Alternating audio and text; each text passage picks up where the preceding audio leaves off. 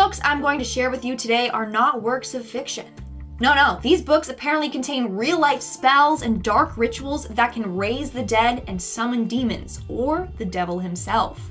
From a book that is so cursed that it could kill you, to another that Lucifer apparently wrote himself. Let's talk about these and more only in today's video. Starting off this countdown, we have the Lesser Key of Solomon. The Lesser Key of Solomon is a cursed grimoire that is said to contain summoning spells for over 72 demons. That's right, this book can help you summon 72 demons. And no one knows who wrote it. What we do know is that this book contains a bunch of compiled texts from the 17th century. Some of these texts tell the reader how to conjure spirits or demons, and then it tells you how to control these entities that you summon. No matter how cool you may think that is, you don't ever want to own this book. This book is apparently so cursed that anyone who keeps a copy of it will die or experience constant bad luck. One person who owned a copy of this book reported the book's pages turning on its own. Another time, the book violently flew across the room at them. They also heard strange whispers coming from the book, and on a number of occasions have seen shadow people. The only way to end this curse is to burn all the pages in the book and then get rid of all the ashes. Seems like a lot of work, so maybe just don't go out seeking copies of it. Although we don't know who wrote the book, legend has it that King Solomon originally wrote it for his son. He then asked him to bury it with him in his grave. But apparently when he was getting prepared for burial, a group of Babylonian philosophers found the book, and one of them got a vision from an angel. The angel told him to hide the book from the unworthy. So he decided to cast a spell on it to keep it from getting into the wrong hands. And that's how the book got its curse. But for some reason, copies of the book can be found on the internet. So if you want to tempt your fate, check it out. But seriously, actually maybe don't. Like, all we need this year are demons taking over the world because some Dumbo tried to summon them. In our fourth spot today, we have the Grand Grimoire. Otherwise known as the Gospel of Satan, this book has been named one of the most terrifying occult books in history. So it was apparently written in the 16th century by a man that was possessed by the devil. Yeah, you heard me correctly. The book is filled with instructions on how to summon demons or raise spirits from the dead. Reading this book and following any of the spells is said to be equivalent to selling your soul to the devil, which is why the original book is kept locked away somewhere in the Vatican's secret archives. They don't want anyone messing around with this book. But you can find versions of this book online and for sale, but it won't be the original cursed text. Either way, I'm not risking it. Coming in our third spot, we have the Book of Sacred Magic. Back in the 15th century, a mage named Abramelin decided to gift his son with a book filled with mythical curses. I doubt it was on his son's wish list, but hey, it's the thought that counts, right? Anyways, in the 1900s, the book was translated to English, and that's when people realized it was probably cursed. Why? Well, throughout the book, it talked about rituals on how to control your demons. Abra believed that every person had their own demon, not just a metaphorical one, but a literal one. This book taught you on how to control your demon. It also talked about how to perform other supernatural acts. In the end, it was believed that whoever owns a copy will be haunted by spirits, and bad luck will befall on them. In fact, a number of people have reported bad luck and hauntings after reading this book. So it seriously isn't worth it. Like, I'm not getting cursed. No. In at 5, The Haunting of Hill House, Shirley Jackson. Now, you may be surprised I included this book on our list, considering it jumped up in popularity following the release of the Netflix series of the same name. However, prior to this, the book wasn't as popular amongst all audiences, and was a lesser known ghost story that certainly deserves our attention. When we think about horror story cliches, we think haunted houses. It's the top of the list, an idea done so often it's frequently parodied. However, Shirley Jackson brought something entirely new with her book,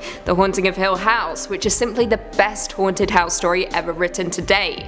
Fact. Released back in 1959, Hill House is a gothic horror that tells the story of 4 seekers who arrive at a notoriously haunted house, under the order of Dr. Montague, an occult scholar looking for evidence of a haunting. At first, their stay seems destined to be nothing but a spooky encounter. However, Hill House is gathering its power and eventually chooses one of them to make its own. Guess who? It's an easy guess. Now, the book is vastly different to the show and arguably better, so if you want a fright, you should definitely check it out, even though this list is books you should avoid but where's the fun in that? Coming in at 4, The Cipher, Kathy Koja. First published back in 1991 by Kathy Koja during a period of time where it was becoming clear that the likes of Stephen King weren't the future of horror fiction. So Koja took advantage of this by stripping the genre down to the basics. The Cipher tells the story of a black hole that spontaneously appears in the floor of a couple's apartment in Detroit. And of course, dreadful things begin to happen. Nicholas and Nakota are forced to set out to see what happens when they drop various items into the hole. As they do, they discover everything they drop down comes back violently rearranged. Now this book is a tough one to track down these days, where the only way to get hold of it is in ebook form, which is no fun at all. Here's hoping that publisher will eventually bring it back into print.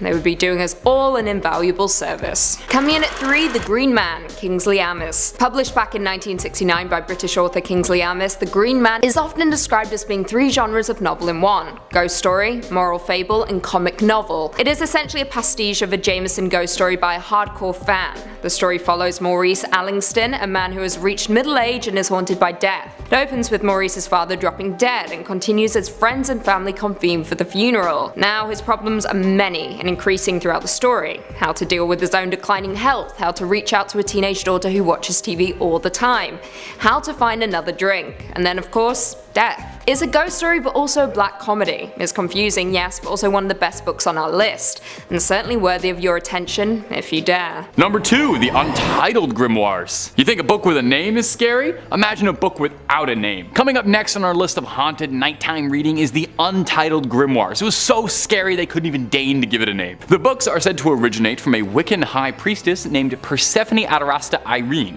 who has one of the coolest names I've ever heard. She recorded a book of her family's spiritual history. These manuscripts record Persephone's Wiccan history that she reworked all through her adult life. The first book contains around 250 pages of spells, incantations, curses, enchantments, and some information on gems, planets, rites, potions, and exorcisms. Basically anything and everything that a fledgling sorceress or warlock could ever possibly want. The second book is a little more light, the sequel's a bit of a letdown. It's just alchemy, chemistry, cures, perfumes, and tonics. Now the first book is believed to be the one to carry the curse, as Persephone's spells are believed in Wiccan culture to contain more power than most other records due to her embodiment of her own soul inside the book. They say all authors put a bit of soul in their work, and it seems as if the Wiccan high priestess took that a bit more literally than most of us do. These books would eventually find their way into the possession of one Alice Montserrat, a close working associate of Aleister Crowley, who you know from earlier in the video as one of the most famous practicers of the occult and lover of white horses. Montserrat left an inscription in the first page of the book, warning to all of those who open it, "To those not of the craft, the reading of this book is forbidden. Proceed no further, or justice will exact a swift and terrible retribution, and you will surely suffer at the hands of the craft." This was written in several languages to make sure it came across to just about anybody who opened the book. Now I'm kind of unclear on that. I don't know, some of the old words, the old English is kind of confusing me. Does that mean the book should be read like it's good? I don't know. Not really getting that. And finally, coming in at her number 1 spot today on demonic dictionaries and evil literature is the infamous Lesser Key of Solomon. Make no mistake from the title, even though it's a Lesser Key of Solomon, it is not a lesser evil. It's an anonymously authored grimoire on demonology, so not written by Solomon. It's also known as Clavicula Salomonis Regis or Lemegeton, is a grimoire. It's a book of magic that gained significant prominence in occult literature. Now the grimoire is attributed to King Solomon, the biblical figure renowned for his wisdom and mastery over supernatural forces. It's believed to have been compiled in the 17th century, though it draws upon earlier occult tradition and texts.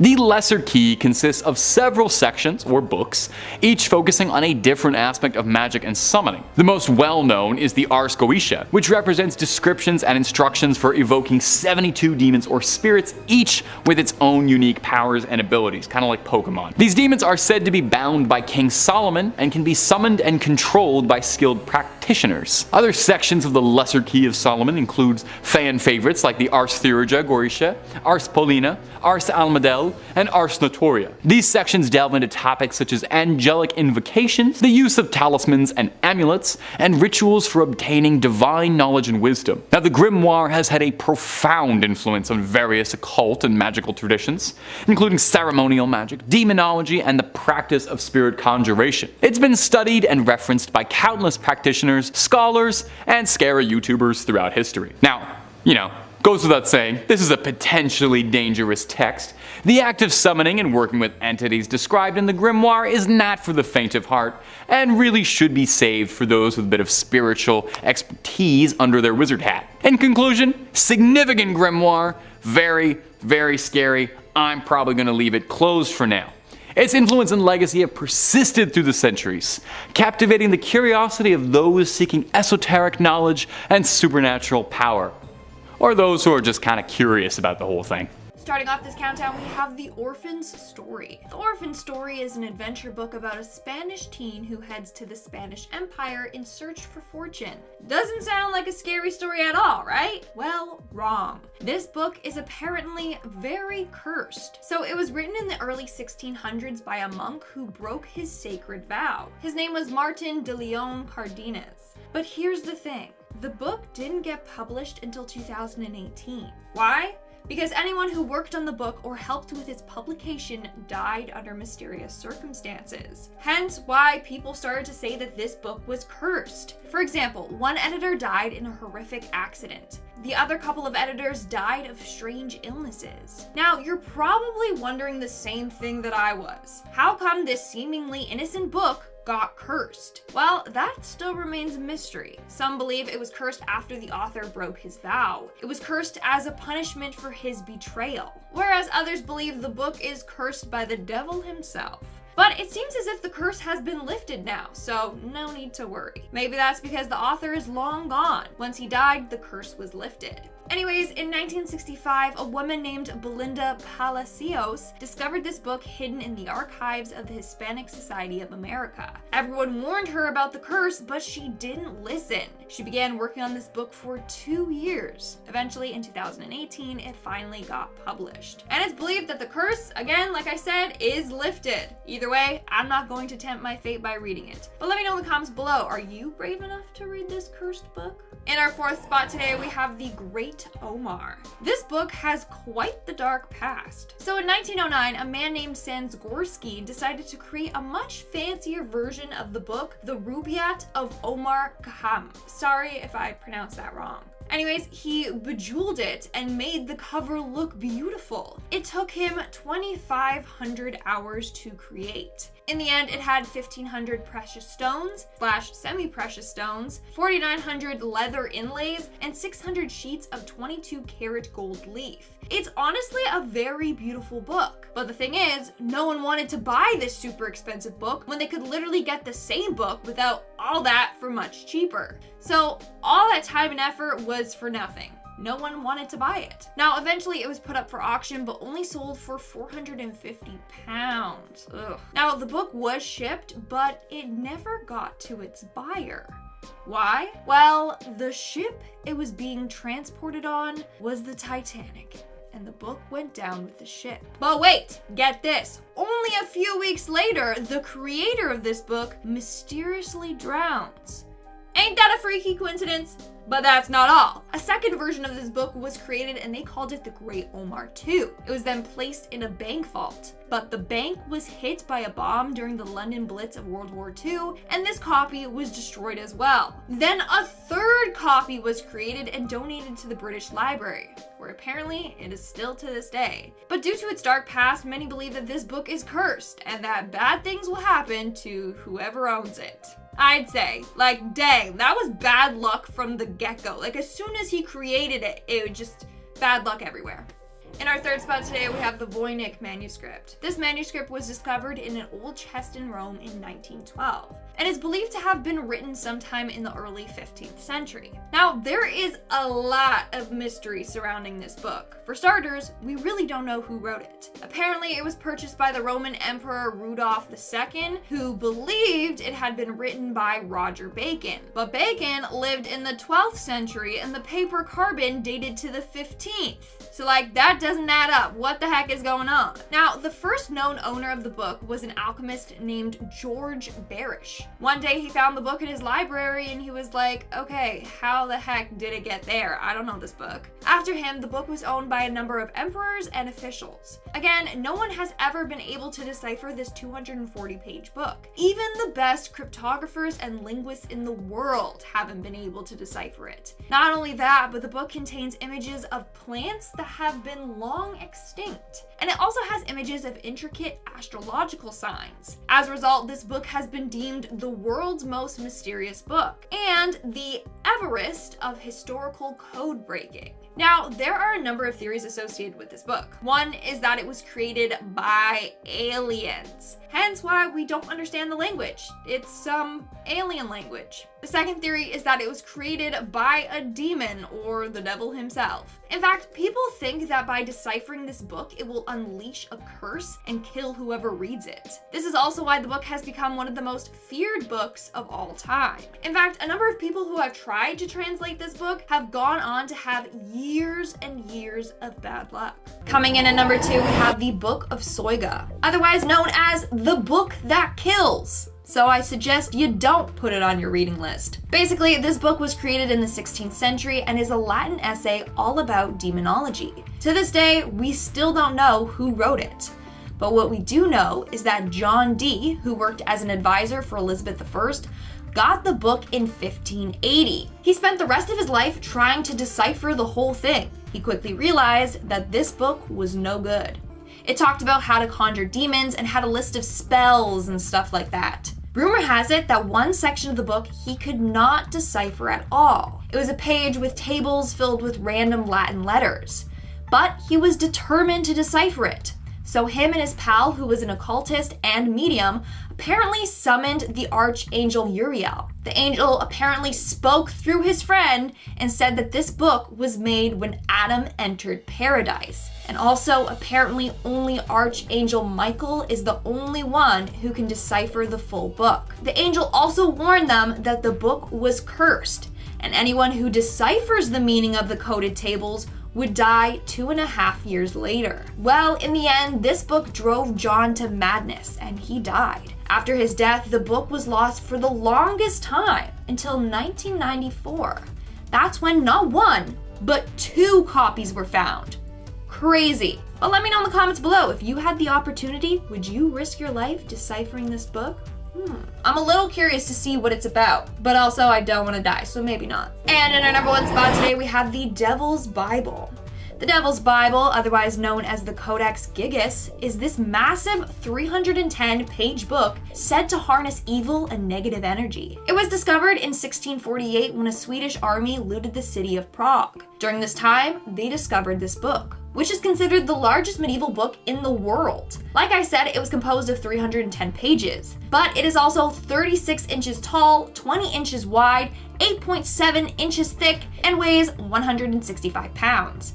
In fact, the book did contain 320 pages at one point, but the last 10 pages were cut out and removed. More on this later, stay tuned. So now, there's this really creepy legend surrounding this book. Legend goes that the book was written by a monk, but this monk broke his spiritual vows, and he was sentenced to be sealed behind a brick wall and left to die. The night before his death, he realized he would not be able to finish his book, so he summoned Lucifer and asked him to complete it for him. In return, he offered him his soul. So legend goes that this book was finished by the devil himself. Now, remember those pages that I said were removed? Well, apparently they were removed for a very important reason. Some people believe that those pages told people how to summon the devil. And obviously, if those pages fell into the wrong hands, it would be bad. To make this book even creepier, some pages are filled with drawings of the devil and other demonic entities. One page contains a 19-inch frightening drawing of Satan. And apparently, the book also contains a bunch of dark rituals and tests, like how to perform exorcisms. You know, in case you summon the devil or a demon, then you just want to take it all back again. Number 5 on this list is Shams al-Marif. This book, from my findings, is not inherently evil in its teachings, but is one of those examples of potentially being a bit too much power for one person to possess. It's a 13th century Arabic grimoire written by Ahmed al-Buni. The book attempts to teach its readers how to perform ancient Arabic magic and is very spiritualistic. This book was super influential in Arabic culture and gained a large following. Many good things have come from this book, but also when you have a large amount of people following anything, some take it too far. Wikipedia writes, in contemporary form, the book consists of 2 volumes, Shams al-Marif al-Kubra and Shams al-Marif al-Sugra, the former being the larger of the 2. The first few chapters introduce the reader to magic squares and the combination of numbers and the alphabet that are believed to bring magical effect, which the author insists is the only way to communicate with jinn, angels, and spirits. And that right there is one of the main teachings in this book, the ability to talk to spirits. The amount of scary stories that we've talked about on this channel though, in regards to people trying to communicate with the dead is crazy, and it shows just how often things like this can go wrong. This has obviously happened many a time with this book, and those trying to reach their departed loved one end up contacting a super dangerous demon. I don't think that there's anything morally wrong with contacting the dead, if the dead are okay with it of course, but it seems like doing this always ends up with something bad happening. This grimoire won't curse you just by simply reading it, but if you try and perform some of the rituals it suggests, then it's very likely that you could cause some serious harm to you or those that you love. I recommend just avoiding this book altogether. Number 4 on this list is Vermis Mysteriis. Now the book in question here is actually a fictional book, and therefore it would be actually impossible for you to read it anyways, even if you wanted to for some reason. But that being said, it doesn't change the fact that it's definitely cursed and extremely evil. If this book was real, then we would need to get rid of it as soon as possible because it teaches humans how to do some very dangerous things. The book is part of the Lovecraftian universe and made its first appearance in The Secret of the Tomb. The book isn't referenced too much in that story, but it's described in pretty good detail in the story The Black Bargain. In that book, it describes Vermis Mysteriis as something that told you how you could compound aconite and belladonna and draw circles of phosphorescent fire on the floor when the stars were right. Something that spoke of melting tallow candles and blending them with corpse fat, whispered of the uses to which animal sacrifices might be put. It spoke of meetings that could be arranged with various parties most people don't even believe in, with cold, deliberate directions for traffic with ancient evil. Drawing circles of fire, sacrificing animals, talking with ancient evil, this all sounds like pretty bad news to me.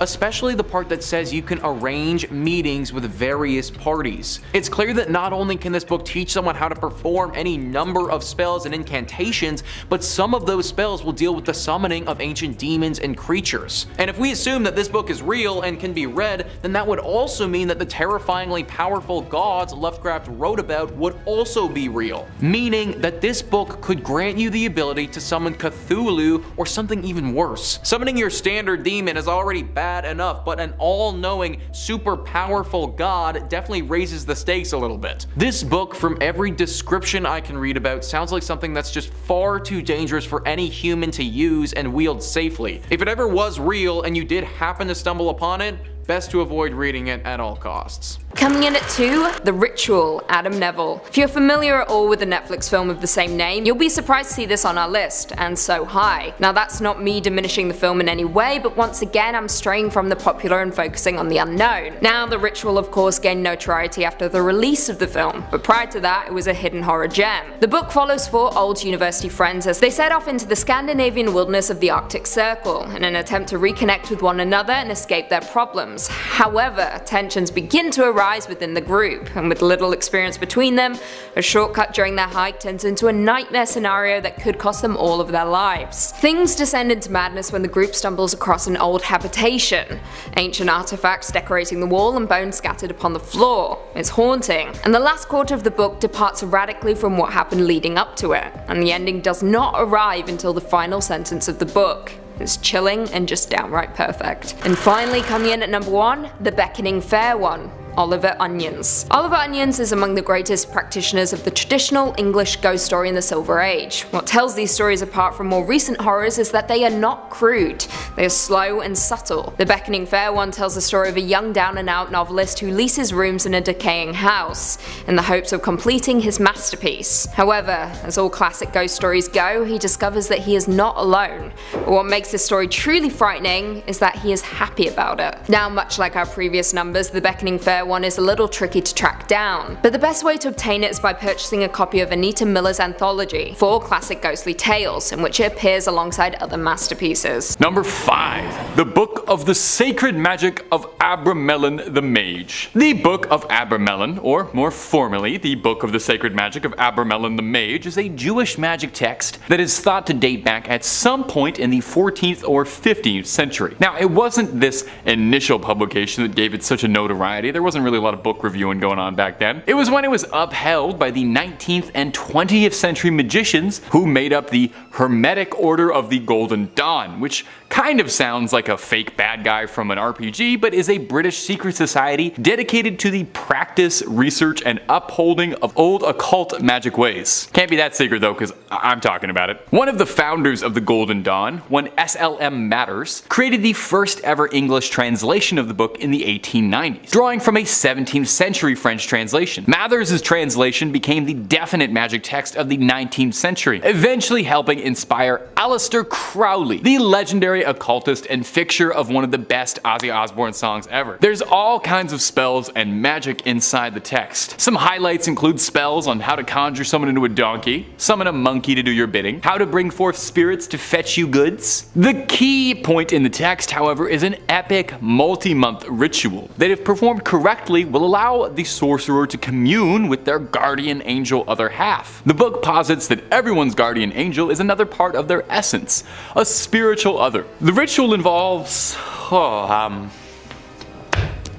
don't really know how to say this politely. You have to get blissfully intimate with the angel, and once this honeymoon period is over, the caster then has to summon up and conquer unredeemed spirits of the infernal regions of hell to conquer them, and then will be able to be master of the spirit domain. That all sounds pretty complicated though, honestly, so all things considered, maybe it's for the best that this one's locked away. I don't really need to mess with magic, that's above my pay grade, and I'm not looking to get too intimate with my significant other guardian angel anytime soon. But if you're looking for more true tales of terror, fake frightening fibs, cursed relics, ancient evils, ancient cryptids, aliens, conspiracies, ghouls, goblins, and way more of this guy, Top 5 Scary is the only place to be. So stay subscribed, make sure you hit that little bell so you don't miss a scream, and I know this is a big ask, do that at the end of this video, because I got 4 more cursed books coming for you right now. Number 4, the Codex Gigas. When it comes to cursed and demonic books, the Codex Gigas is one of the biggest ones around. Like, literally. Codex Gigas translates to giant book, which isn't a very scary name, but when you see the size of this behemoth, it starts to make a bit more sense. The thing is massive, 2 feet long. While giant oversized illuminated manuscripts were fairly common around this era, this one stood out for its immense size and also the impressively scary rumors surrounding the cursed text. It's occasionally been dubbed Satan's Bible due to the interesting legend behind its origin. Now, supposedly the story goes that a monk by the name of Herman the Recluse, which same, honestly. Anyway, Herman was condemned to death for heresy and was to be walled up alive and starved. In a desperate plea to save himself, Herman tried to convince the prior and the abbot that if he could pen a manuscript to honor God's glory and contained all of human knowledge and history in one night, that he could be let free. The abbot agreed, thinking that this was, of course, an impossible task. Well, he didn't know that Herman was the John Wick of penmanship, who wrote until midnight, wearing his fingertips down, and in a moment of desperation, made a prayer to Lucifer, and asked for his eternal soul in exchange for the book's completion in order to repent for his heresy. I totally get it, you know? I've done some pretty crazy things trying to write my script in time for a deadline too. I sold my soul earlier this week to get Top 5 UFOs in on time. I get it. Now, not poking any holes in your logic here though, Herman, but I will say maybe selling your soul to the devil is part of the reason you got into this mess, because that actually sounds a ton like heresy. A variation of the legend states that Herman worked for years on the manuscript, day and night, but still asked for the devil's assistance anyway, the lazy bastard. Anyway, the legend states that Satan signed the Bible with an illustration of himself. The ego on that guy. The book contains a birth of information. Like they said, it was supposed to be everything humanity had attained up to that point. Now these days, the Codex Gigas is preserved in the Natural Museum in Sweden, where you can admire the line work of Herman the Recluse and his ghost author, Satan. Number 3 on this list is the Book of Abramelin. Abraham was an Egyptian mage who lived between 1362 and 1458 and dedicated his life to magic. Once Abraham visited Egypt, and there he met a magician, not that magician which you see on TV shows, but that who really knows dark magic and dark secrets. He told Abraham many dark and mysterious secrets and strange things which you and I can never imagine. He told him how to live the dead person, the location of under-earth treasures, how to contact devils. Besides this, he also told him the secrets of becoming invisible and flying in the sky. That last passage that I just read was written by Sharik Kamal while he was listing the most cursed books of all time. This book is known to be dangerous, and it isn't just because of the contents in it either. Yes, summoning the dead and performing dark magic in its own right is very dangerous and has the potential to cause serious problems for you and those around you. This book, though, may just be inherently cursed to begin with. Many people have read this book, even those who don't go on to perform any of the rituals or incantations that the book describes, have gotten horribly bad luck afterwards. Like the second they opened up the book and started reading, their entire life just flipped on its side. Some have said that afterwards their home became haunted by some dark spirit and they had to move. It's almost as if the book itself is a portal to another demonic dimension, and just the action of opening it could cause something to leak out. I'm sure that Abraham was a great writer, but no book is worth dying over, so I won't be reading this one anytime soon. Number 2 on this list is the Great Omar. This book is believed to be the cause of one of the most tragic disasters in all of human history, sinking the unsinkable ship, the Titanic. No, you don't catch Leonardo DiCaprio reading this book in the 1997 movie version, but maybe he should have. This book, even though it is deeply cursed, is potentially the most ornate and beautiful books to have ever been created. In fact, it took over 2,500 hours to create this book, which translates to over 100 full days. One would think that a book of this kind would fetch quite the pretty penny, but that actually wasn't the case. In fact, the man who binded this book, Francis Sangorsky, had an extremely hard time trying to sell it to anyone. Finally, he did find a home for it in America and was in the process of sending it over there, but it never reached its destination though, because it was on the Titanic. Now, the reason that people think this book had something to do with the unsinkable ship sinking is because only a week or so after the ship had gone down, so did Sangorsky. He died by drowning to death a very short time after the book had also sunk to the bottom of the ocean. This is why people believe that something about this book will curse those around it and potentially lead to someone drowning. I personally think it's a bit of a stretch to just assume that having this book caused the entire Titanic to sink. However, it is a remarkable coincidence what happened to Sangorsky. It probably won't ever happen, but if this book ever did wash ashore one day, I wouldn't want to be the one to pick it up first. Number 1 on this list is the Book of Soyga. The Book of Soyga is one of the most complete collections of magic and dark magic that one could come across. Wikipedia writes, amongst the incantations and instructions on magic, astrology, demonology, lists of conjunctions, lunar mansions, and names of genealogies of angels, the book contains 36 large squares of letters which Dee was unable to decipher. Otherwise unknown medieval magical treatises are cited, including works known as the Liber E, Liber Os, Liber Dignus, Liber Sipil, and Liber Munob. So we'll get to those letters in a second because those play into the cursed nature of this book, but even without those, we're still dealing with a book that goes into depth on some pretty dangerous topics. The one that jumps off the page to me as being potentially problematic is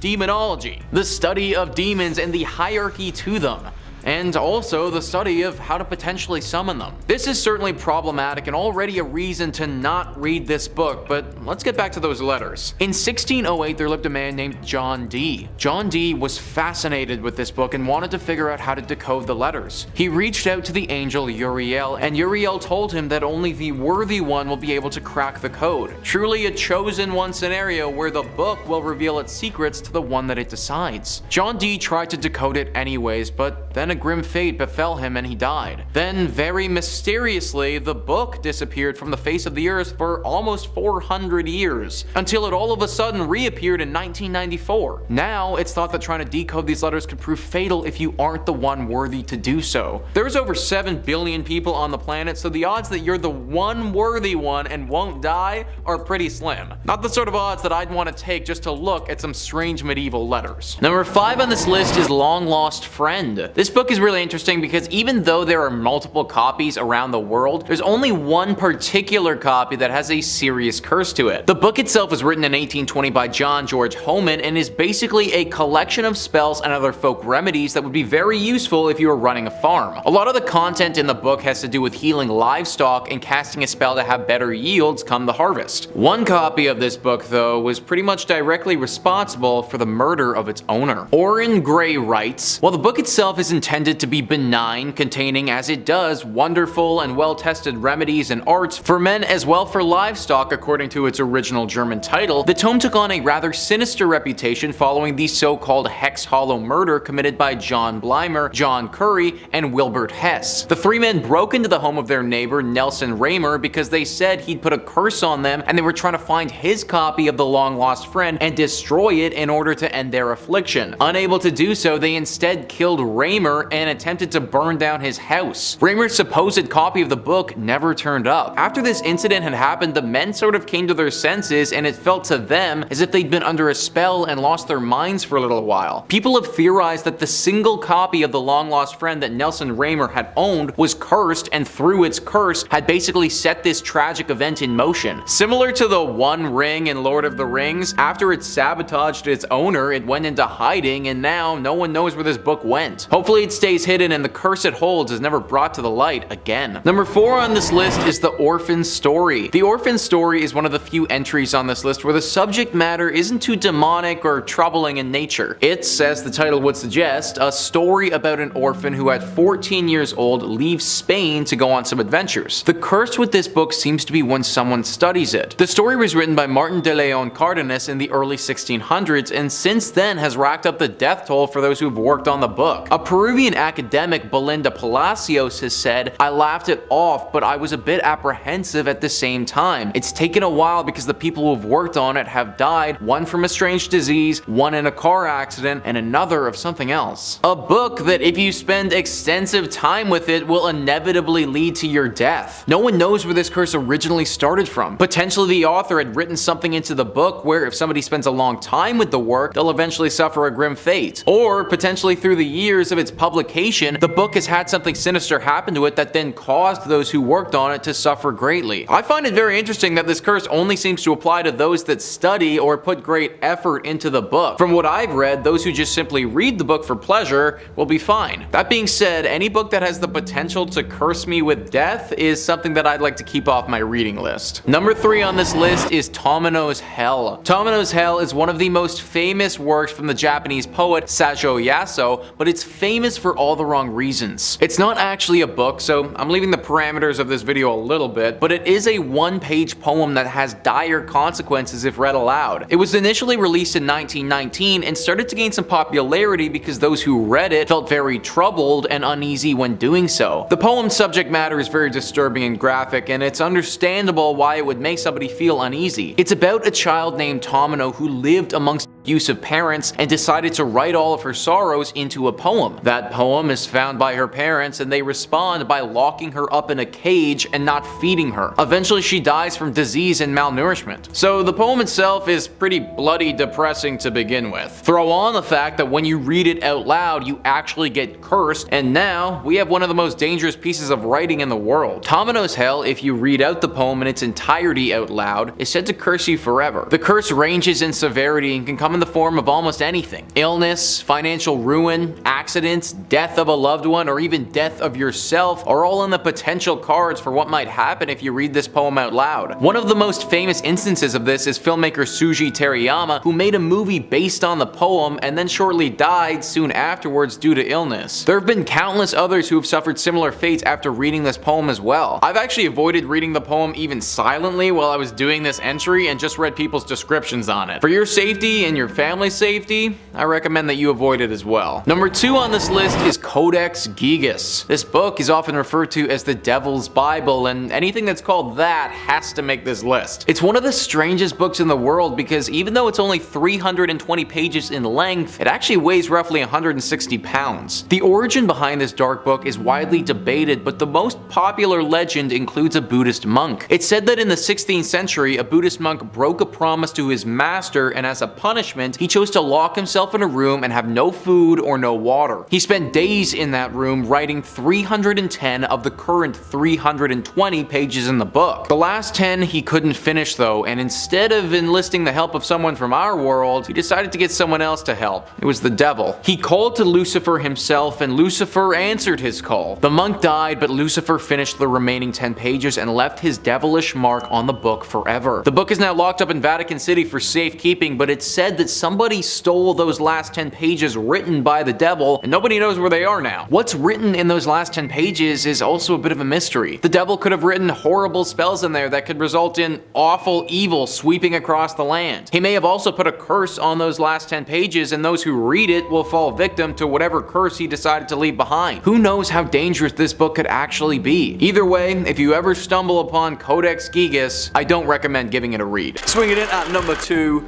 the Sworn Book of Honorius, and this is perhaps one of the oldest existing medieval grimoires that can actually be verified in its entirety. It's important to note that this grimoire shouldn't be confused with the grimoire of Pope Honorius, because this one is an entirely different story. Written by Honorius of Thebes, a mysterious historical figure shrouded in the occult, this grimoire is pretty much a play-by-play guide on how to conjure and command demons and allegedly contact a divine celestial power. It outlines the use of seals, an operation outlined in the Key of Solomon, which may or not be on this list. The first medieval reference of this text was in 1347. It appears numerous times throughout history, in 1456 and frequently throughout the 14th and 15th century. Allegedly, the Sworn Book of Honorius is a product of a conference of magicians who thought it would be a grand old idea to stick their heads together and condense all that vast mystical knowledge into one single volume.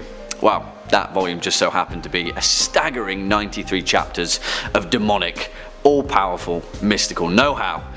That's some pretty heavy reading. And finally, our number 1 spot, the magical Treatise of Solomon, and the primary means that we even understand the term demon. The magical Treatise of Solomon is some mystical, funky stuff shrouded in the mystery of an ancient world. Well, the Byzantine Empire to be specific. Also known by its more lofty name, the little key of the whole art of hygromancy, found by several craftsmen and by the holy prophet Solomon, which, you know, if you're going to name something, you may as well name it in full. This grimoire is literally the cornerstone of every grimoire ever made, and serves as the bridge between the Roman era Testament of Solomon and the Renaissance Key of Solomon, where the mystical era of demonology made its return. Allegedly, it was based upon the found scripture of King Solomon, laying out his knowledge to his son Rehoboam, and it is pretty much a guidebook on a vast amount of magical techniques and tools to summon and control a host of demonic spirits, create charms,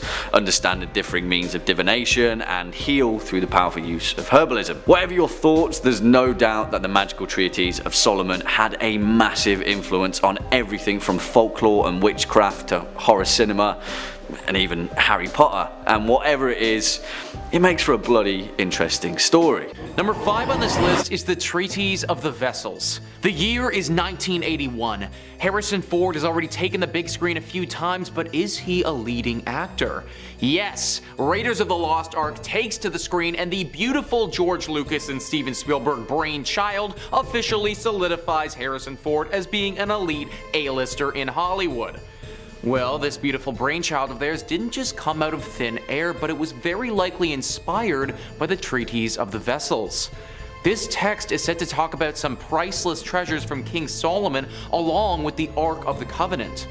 If found, these would be some of the most valuable things ever rediscovered in all of human history. When there's gold, people are going to come, and the same thing applies here.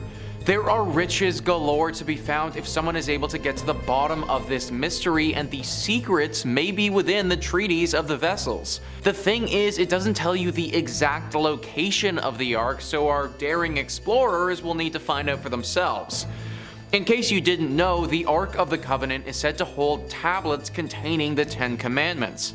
The rest of the treasure is described in the Treatise as being 77 tables of gold, and their gold was from the walls of the Garden of Eden that was revealed to Solomon, and they radiated like the radiance of the sun and moon, which radiate at the height of the world. So yeah, it's all pretty freaking good stuff.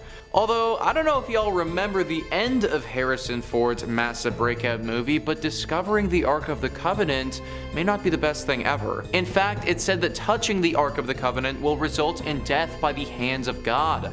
That's why some people think this whole thing is cursed. Yes, if you actually found this thing, then you might be the most wealthy person in the world, but it may also kill you in the process. You also may never find it at all and dedicate your life to nothing. I'd say that you can probably read this thing, just leave the exploring to our main man Indy. Number 4 on this list is the Voynich Manuscript. The Voynich Manuscript is definitely an interesting one, largely because no one has any idea what it's saying. This is a 250-page book where pretty much all of the words are in an unfamiliar language that we can't seem to decipher. The reason that people think this thing is inherently cursed isn't just because of the gibberish though, it's because of the pictures that go along with said gibberish. Cosmological symbols, weird plants doing weird things, and nude women doing some other weird things are all over this book. It should also be stated that the manner of the drawings are just plain creepy.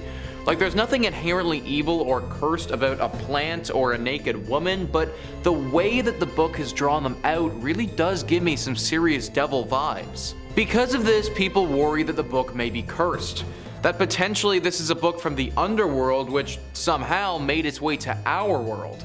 This is why we can't understand the words, but a demon would be able to pick it up no problem. Experts have researched the language, and although they don't know what it is, have discovered some hallmarks that indicate it is a real language of some kind. Therefore, it could be some kind of demonic tongue that we aren't familiar with.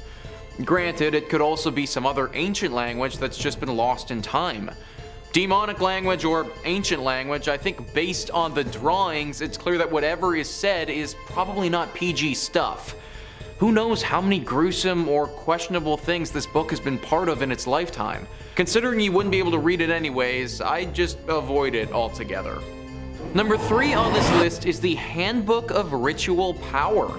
Anything called the Handbook of Ritual Power probably deserves to be on the list. Owen Jarvis details this book nicely by writing, "This 20-page codex dates back around 1,300 years and is written in Coptic.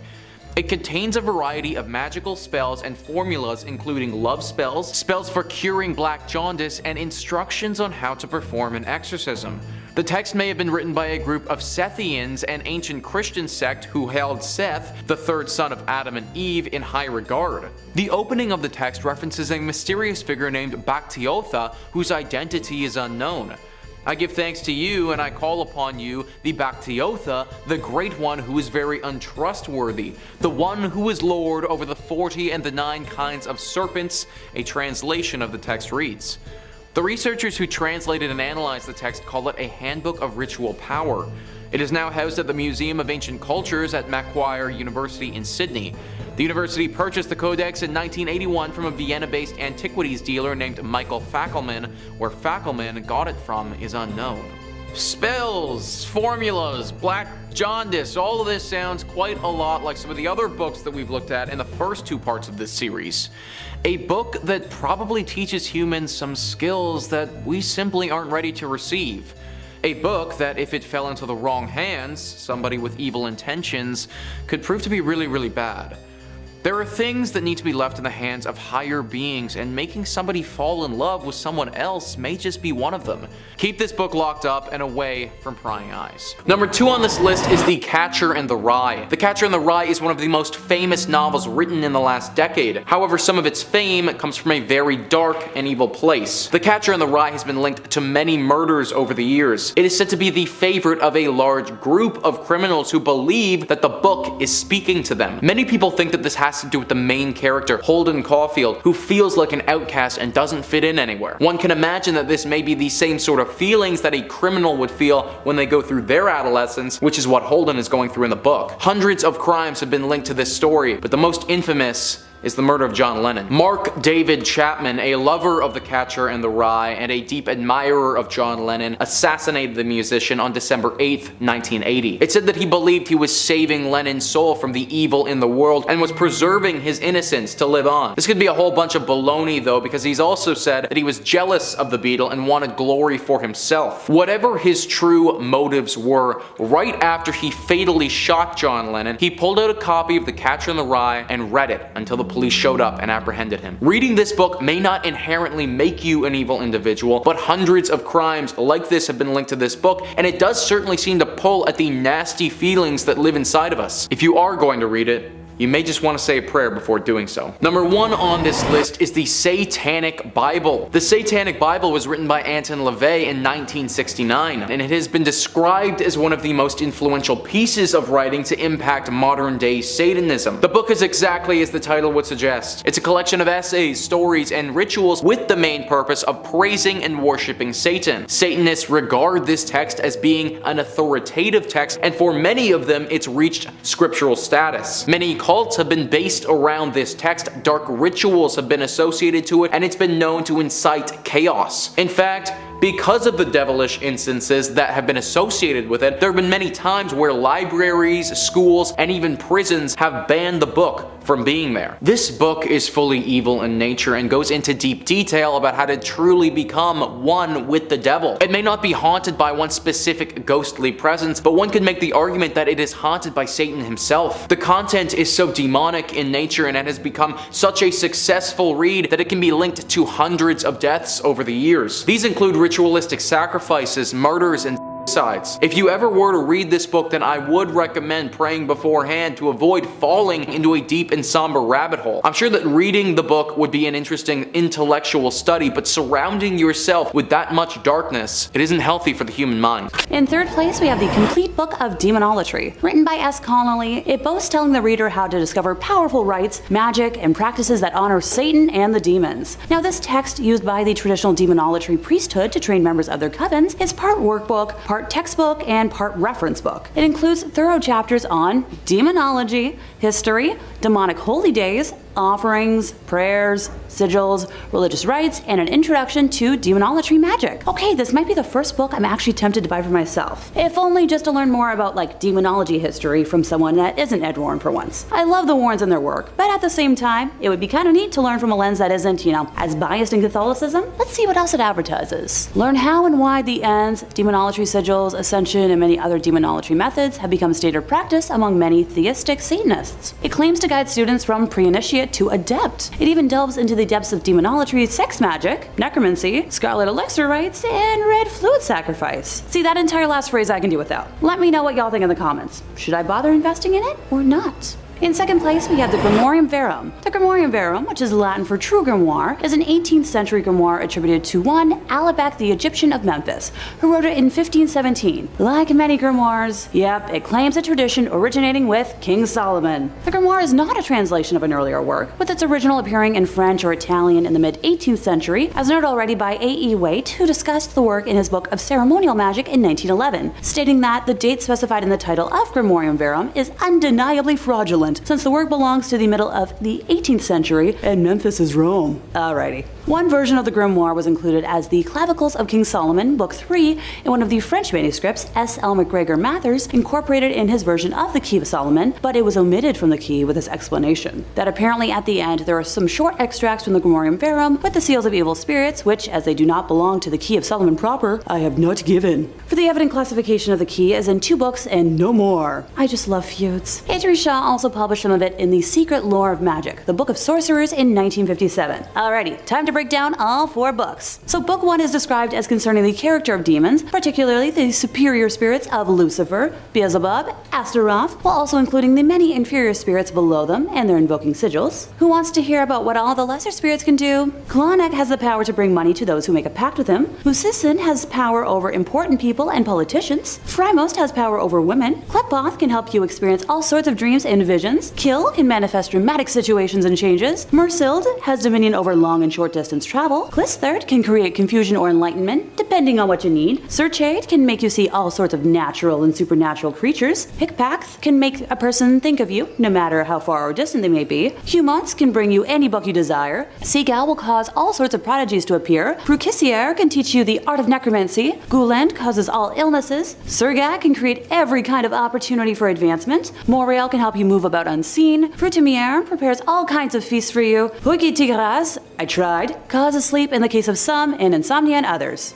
Tempting. I could use a good night's sleep. Book 2 is simply described as being of planetary hours, so I'll leave that up to y'all to interpret what you think it means. Book 3 is the preparation of the operator, or more simply put, how to prepare for summoning. A more modern title could be, Demon Summoning for Dummies, or How to Summon a Demon 101. Just saying. Book 4 contains the Sanctum Regnum, called the Royalty of Spirits, or the Little Key of Solomon, a most learned Hebraic necromancer and rabbi. Gee, where have I referenced that before? This book contains various combinations of characters where the powers can be invoked or brought forth whensoever you may wish, each according to his faculty. Long story short, it's a very descriptive and thorough demon summoning Bible, if you will. Once again, I personally do not recommend summoning demons, but if you really feel like you must, this feels like it would produce safer outcomes than, say, a random YouTube ritual or Ouija board. Okay, anything's better than a cursed board, but this one I feel like I can kind of endorse and still sleep at night, you know? In first place, we have the Munich Manual of Demonic Magic. The MMDM, or Liber Incantionum, Exorcismorium et Fascinatorium Variarium, is a 15th century grimoire manuscript. The text, composed in Latin, is largely concerned with demonology and necromancy. Richard Cipher edited the text of the manuscript in 1998 under the title Forbidden Rites, a necromancer's manual of the 15th century. Portions of the text in English translation are presented in Forbidden Rites as well, embedded within the author's essays and explanations on the Munich Manual in specific and grimoires in general. The Russian translation of this Latin grimoire was published in 2019, while the first English translation was published in only 2023. There is only one known surviving manuscript of the original Munich Manual, which is almost complete, except for the first 2 folios that describe the beginning of the first ritual. The rest of the grimoire contains complete instructions for the invocation of demons, such as Satan, Lilith, Astaroth, and Samael, as well as the supposed attainment of favors and supernatural powers from them. Some of the spells allow for obtaining the love of a woman, achieving invisibility, acquiring wealth and treasures,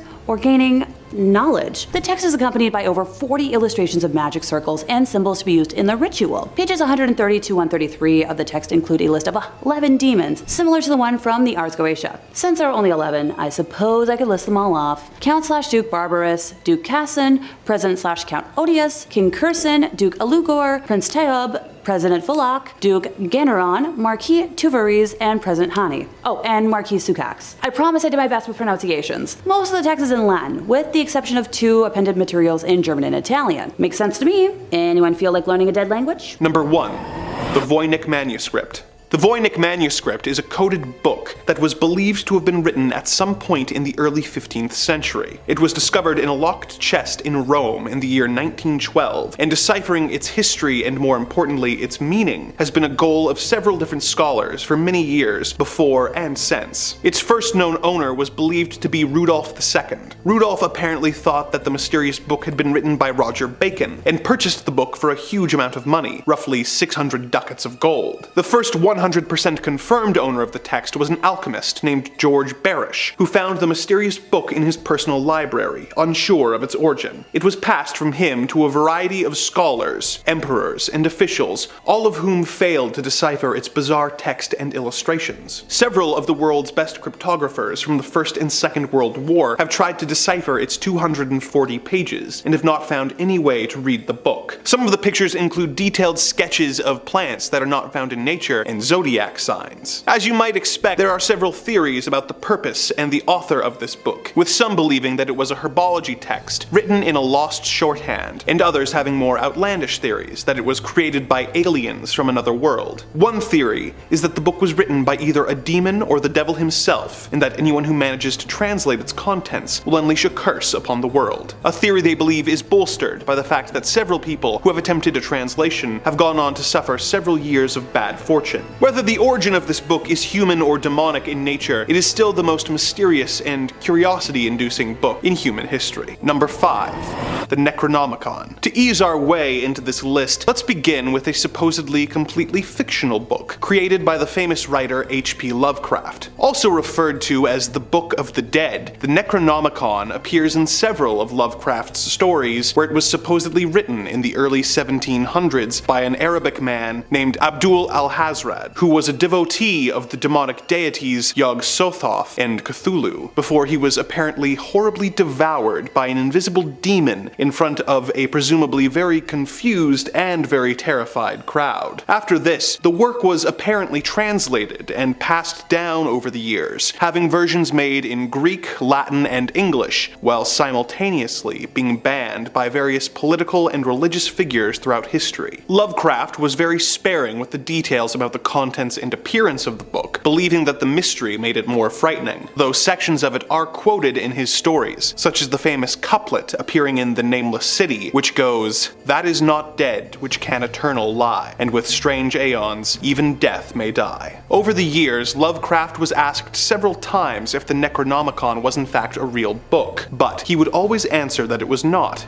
and that the idea came to him in a dream. Of course, a number of paranormal enthusiasts believe that this dream was actually a vision given to Lovecraft by the demonic entities, and over the years, many famous libraries who people believe are hiding copies of the book, such as the Vatican Library, often receive requests from eager readers wanting to know the secrets of life and death supposedly enclosed within the pages of the Necronomicon. The Book of the Dead appears in many other works of fiction, with Lovecraft's approval, as he believed that different authors using common allusions helped to build a background of evil verisimilitude. Is the Necronomicon a real book, or is it just a piece of fiction that has managed to take on a life of its own? Well, it depends who you ask. Number 4.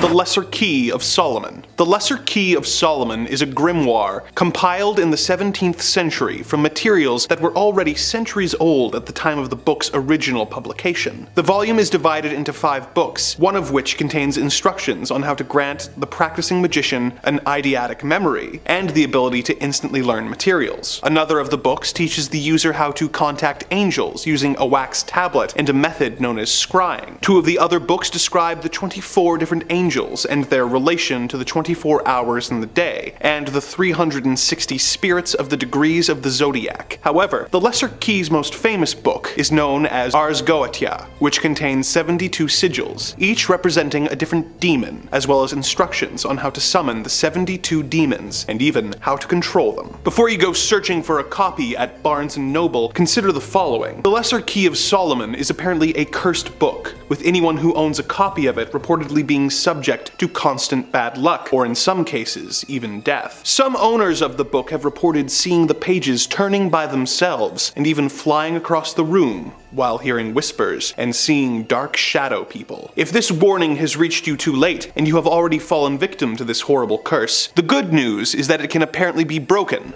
by burning all the pages and disposing of the ashes. No one knows for sure who wrote the Lesser Key of Solomon. Some of course believe that it was written by King Solomon himself as a gift for his son, but others believe that it was actually dictated by some of the 72 demons in order to give themselves a means of crossing over to our world. Whoever actually wrote it, I hope that it was done with the purpose of helping us control the dark forces that are knocking on the door of reality, and not the other way around. Number 3.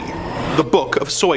This 16th century treatise on magic, written in Latin, came into the possession of the former advisor of Queen Elizabeth I and famous mathematician, astrologer, alchemist, and occultist John Dee in the year 1580. The book was filled with spells and instructions on how to summon demons, but most curious of all were the several pages which were covered in more than 40,000 letters, all seemingly distributed at random. John Dee spent 2 years trying to crack the code that would allow him to read the book, but could not. In 1582, his colleague and fellow occultist Edward Kelly offered to perform a seance using a special mirror which would allow the Archangel Uriel to speak through him. They performed the ritual, with Dee recording the dialogue between himself and the angel in his spiritual diaries. Dee began the conversation by asking, "Is my Book of Soyga of any excellency?" The angel replied in Latin that the pages of the book were indeed special and were revealed to Adam by the good good angels of God in the Garden of Eden. When asked if he could help them translate the tablets of letters which comprised the final 36 pages of the book, the angel responded that only the Archangel Michael had the power to decipher it. Dee would spend several more years failing to decipher the final pages of the book, while concerned at the rumors that the book was cursed and would bring death to anyone who translated it within 2.5 years. The book eventually went missing and was considered lost to history, with the only references to it being in Dee's various diaries. This changed in 1994, when a John Dee scholar searched the British Library. It had been searched many times before, but all the previous searchers had made the mistake of looking for it under the letter S for Soyga, instead of using the book's alternate title described in one of Dee's diaries, Alderia Sive Soyga Vocor. The scholar found 2 copies of the book using this method. In 2006, a mathematician was able to use a computer to analyze the 46,656 letters of the tables and discover the different keyword that each coded page used. This also revealed that the spelling errors between the 2 books proved that they were both actually copies of an even older text of unknown origin. The author of these texts is still unknown, and though the supposed angel said it was dictated to Adam by angels, the idea of angels in the Garden of Eden teaching Adam how to summon demons seems inconsistent with the established biblical lore. Is this supposedly cursed coded grimoire actually authored by some sinister and malevolent force? And what purpose was the book intended to fill? The more we learn about this book, the more mysterious it seems to get.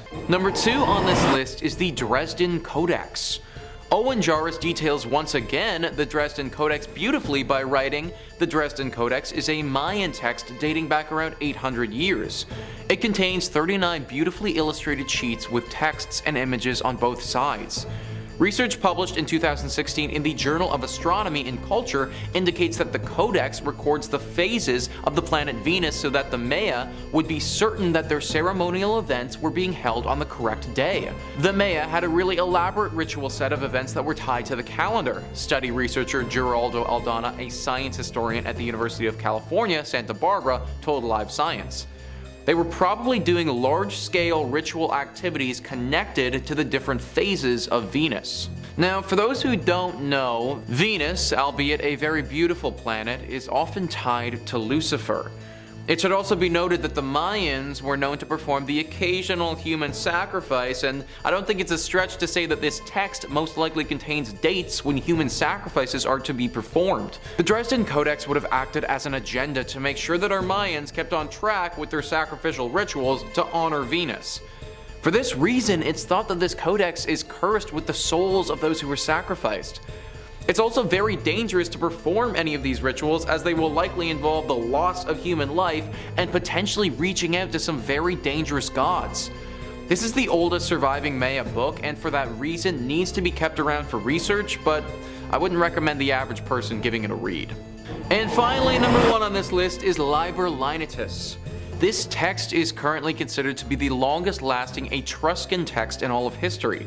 It dates back to the 3rd century BCE, and because not much is known about the Etruscan language, it remains mostly untranslated. However, experts who study such things have been able to decipher some of it and have discovered that the text was a ritual calendar, a collection of dates with specific rituals to be performed on said dates. The exact details of these rituals are unknown, but we assume them to be centered around human sacrifices and things of that nature. This is already enough to fear this book, but what makes it inherently cursed is how the pages were used for several thousand years. Mihailo Beric was a low-ranking Croatian official who, in 1848, decided to leave his position and travel to Egypt. While he was there, he decided to purchase a sarcophagus with a mummy inside. Why someone would want a coffin with a preserved dead body in it is beyond me, but apparently this was pretty cool to own back then. Anyways, he takes this mummy back to his home in Vienna and stands it upright in the corner of one of his rooms. It wasn't until after he died though and his brother donated the mummy to the State Institute of Croatia that somebody realized what the mummy was covered with. The bandages that preserved the mummy were covered in writing. These bandages were the Liber Linteus and had been used as rags for this mummy for centuries. Now this text is locked in a refrigerated room in the Archaeological Museum of Croatia, and for good reason. Not only is the writing of this text potentially very dangerous, but people believe that the spirit of this dead mummy haunts the rags and that they're cursed. Those that come into contact with them, or God forbid, read them, could have some very tragic events befall them. For this reason, I highly recommend staying away from the Liber Linteus at all costs.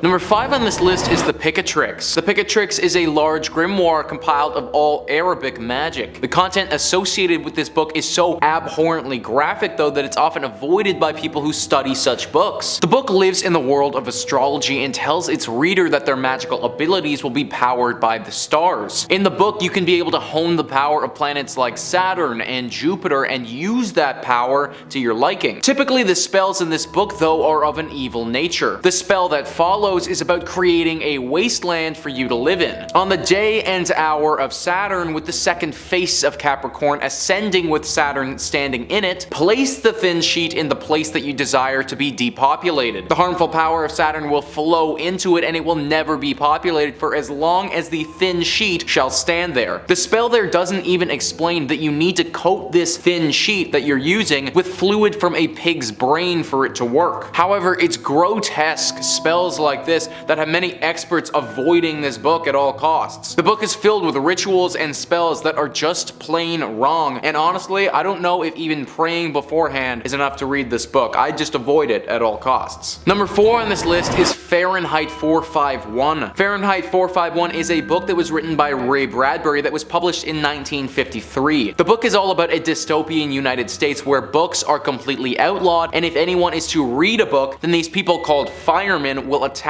your home and burn it to the ground, all of your belongings as well. The book has actually received some pretty exceptional reviews and is a pretty unique take on a dystopian world. Unlike some of the other entries on this list and in our past parts, there's nothing inherently evil about the words in this book. It won't teach you how to praise the devil, and reading it won't curse you or make you susceptible to demonic possession. However, reading one version of the book that was published might do far worse. Reading that version might kill you. Asbestos is a mineral that can be turned into a chemical used to make something fireproof. Well, back in 1953 when this book was published, the company that published it thought that a really cool gimmick would be to coat the entire book in asbestos when they were binding it. The idea being that these fictional firemen would have no way of burning it even if they wanted to. Although this was a really interesting promotional effort and the sales of the book did pretty well, nobody was aware at that time of the serious effect that extended exposure to asbestos can have on somebody. Asbestosis is a chronic lung disease caused by inhaling asbestos fibers. This causes shortness of breath and a much higher possibility that you get lung cancer. A lot of miners, railroad workers, electricians, they can be susceptible to this disease, or in this case, people who purchased the first publication of Fahrenheit 451. Now, the negative effects of this chemical won't show up for potentially a decade, and it does take some serious extended exposure. However, some people have claimed that the purchasing of this book caused them long-term effects later in life. If you bought this thing and then put it on your bookshelf to sit for years, then you could be inhaling this chemical for years without even realizing it. I suppose this book wouldn't fall under the conventional definition of being haunted, but I certainly wouldn't want to be reading it if I was you. Number 3 on this list is the Prophecies by Nostradamus. We've talked a decent amount about Nostradamus on this channel before. If you missed those videos and you don't know who he is, then Nostradamus was a French astrologer and seer. He lived from 1503 to 1566, and we still talk about him today because of his work called the Prophecies. The Prophecies is a collection of poetic quatrains which are short poems of only 4 lines. He made 942 of them and called the book the Prophecies because that's exactly what these poems are, prophecies. Through these prophecies, Nostradamus is credited with having predicted the use of nuclear weapons, the rises of Napoleon and Adolf Hitler, the death of Princess Diana, the attacks on the World Trade Center, and that's just to name a few. The reason that I'm including this in this video about having to pray before we use it is because we've got to hope that Nostradamus was wrong. A lot of the predictions that he's made for the coming years, they're extremely detrimental to human life and the planet as we know it. For instance, in 2022, a few of the grim predictions Nostradamus has is that Paris will become under siege, Japan will get hit with a record-breaking earthquake leaving thousands dead, and the entire planet will enter a war based off of climate change. That's only a small selection of the predictions this guy has going on for the coming year, and they don't sound too appealing to me. If you ever were to read the Prophecies in its entirety, then just pray that this book isn't haunted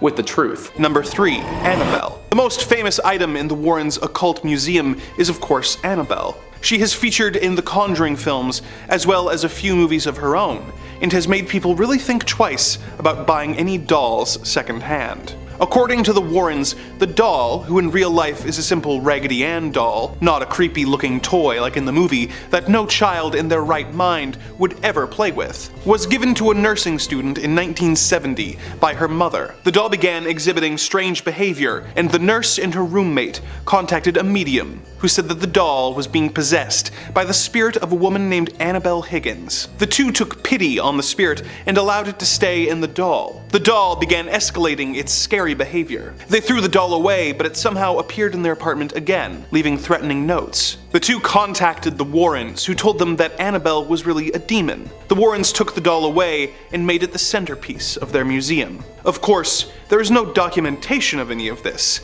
and we have to just take the Warrens' word on it. However, skeptics eventually noticed that the story of the doll was very similar to an episode of The Twilight Zone that had aired 7 years before. In episode number 126, The Living Doll, a little girl is given a doll by her mother, Annabelle. The girl's stepfather doesn't like the doll, who, when wound up, begins talking to him, telling him that she doesn't like him. Thinking it is a manufacturer's defect, he throws the doll out, but the doll soon reappears and starts leaving him threatening messages until eventually tripping him on the stairs and killing him. The similarities are enough that many doubt the validity of the stories the Warrens have told about Annabelle. Is this an example of the Warrens stealing a story from TV? Or an example of life imitating art in a way that is both terrifying and disturbing, and that could never happen anywhere else but the Twilight Zone? Number 2. The Haunting in Connecticut. In the late 1980s, Carmen and Alan Snedeker and their 5 daughters and 2 nieces moved into a home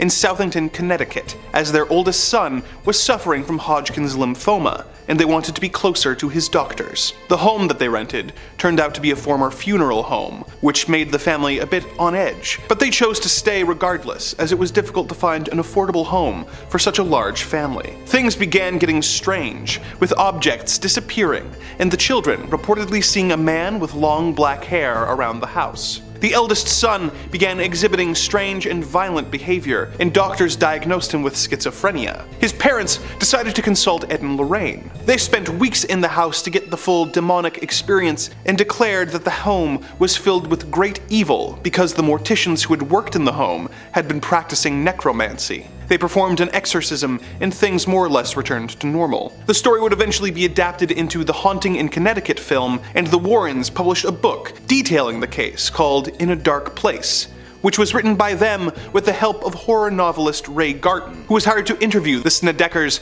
and shape their testimony into a narrative. When the various family members' stories began to conflict with each other, Ray talked to Ed Warren about his concerns, and Ed responded by saying, "Oh, they're crazy. You've got some of the story. Just use what works, just make it up, and make it scary." Due to this, the entire case has become laced in controversy in the years since, with Garton distancing himself from his involvement with the supposedly non-fiction book. Number 1. The Happy Christian Family. The Warrens made a point of portraying themselves as a perfect, loving couple who supported each other while using their supposed gifts to help people who were in trouble and spread the message of God. This carries over into the Conjuring films that were inspired by their lives, with both critics and fans consistently bringing up their relationship as a highlight of the films, with it often being called one of the best love stories of the horror genre.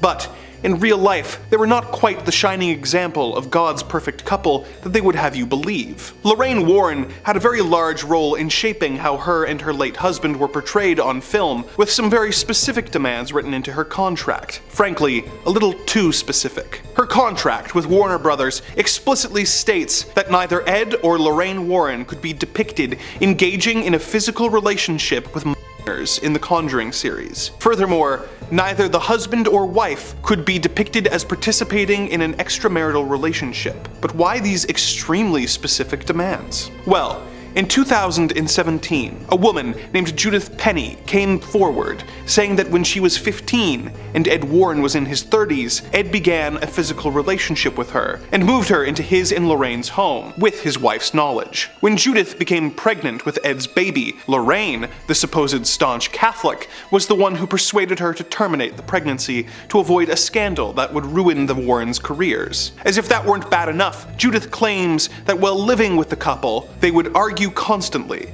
with the fight often getting physically violent, with Ed routinely attacking Lorraine into unconsciousness. Not exactly the perfect couple that they claimed to be. Coming in at number 4, we've got Tomino's Hell. Veering off in a very different direction, we're going to take a look at a book that doesn't necessarily have hundreds of years of curses and evil energy imbued within it. Compared to a lot of these other books, it's a relatively new haunted tale, one hailing from Japan. It doesn't even need to physically be in the possession of the person reading it. All it takes to be cursed by this poem is to read it aloud.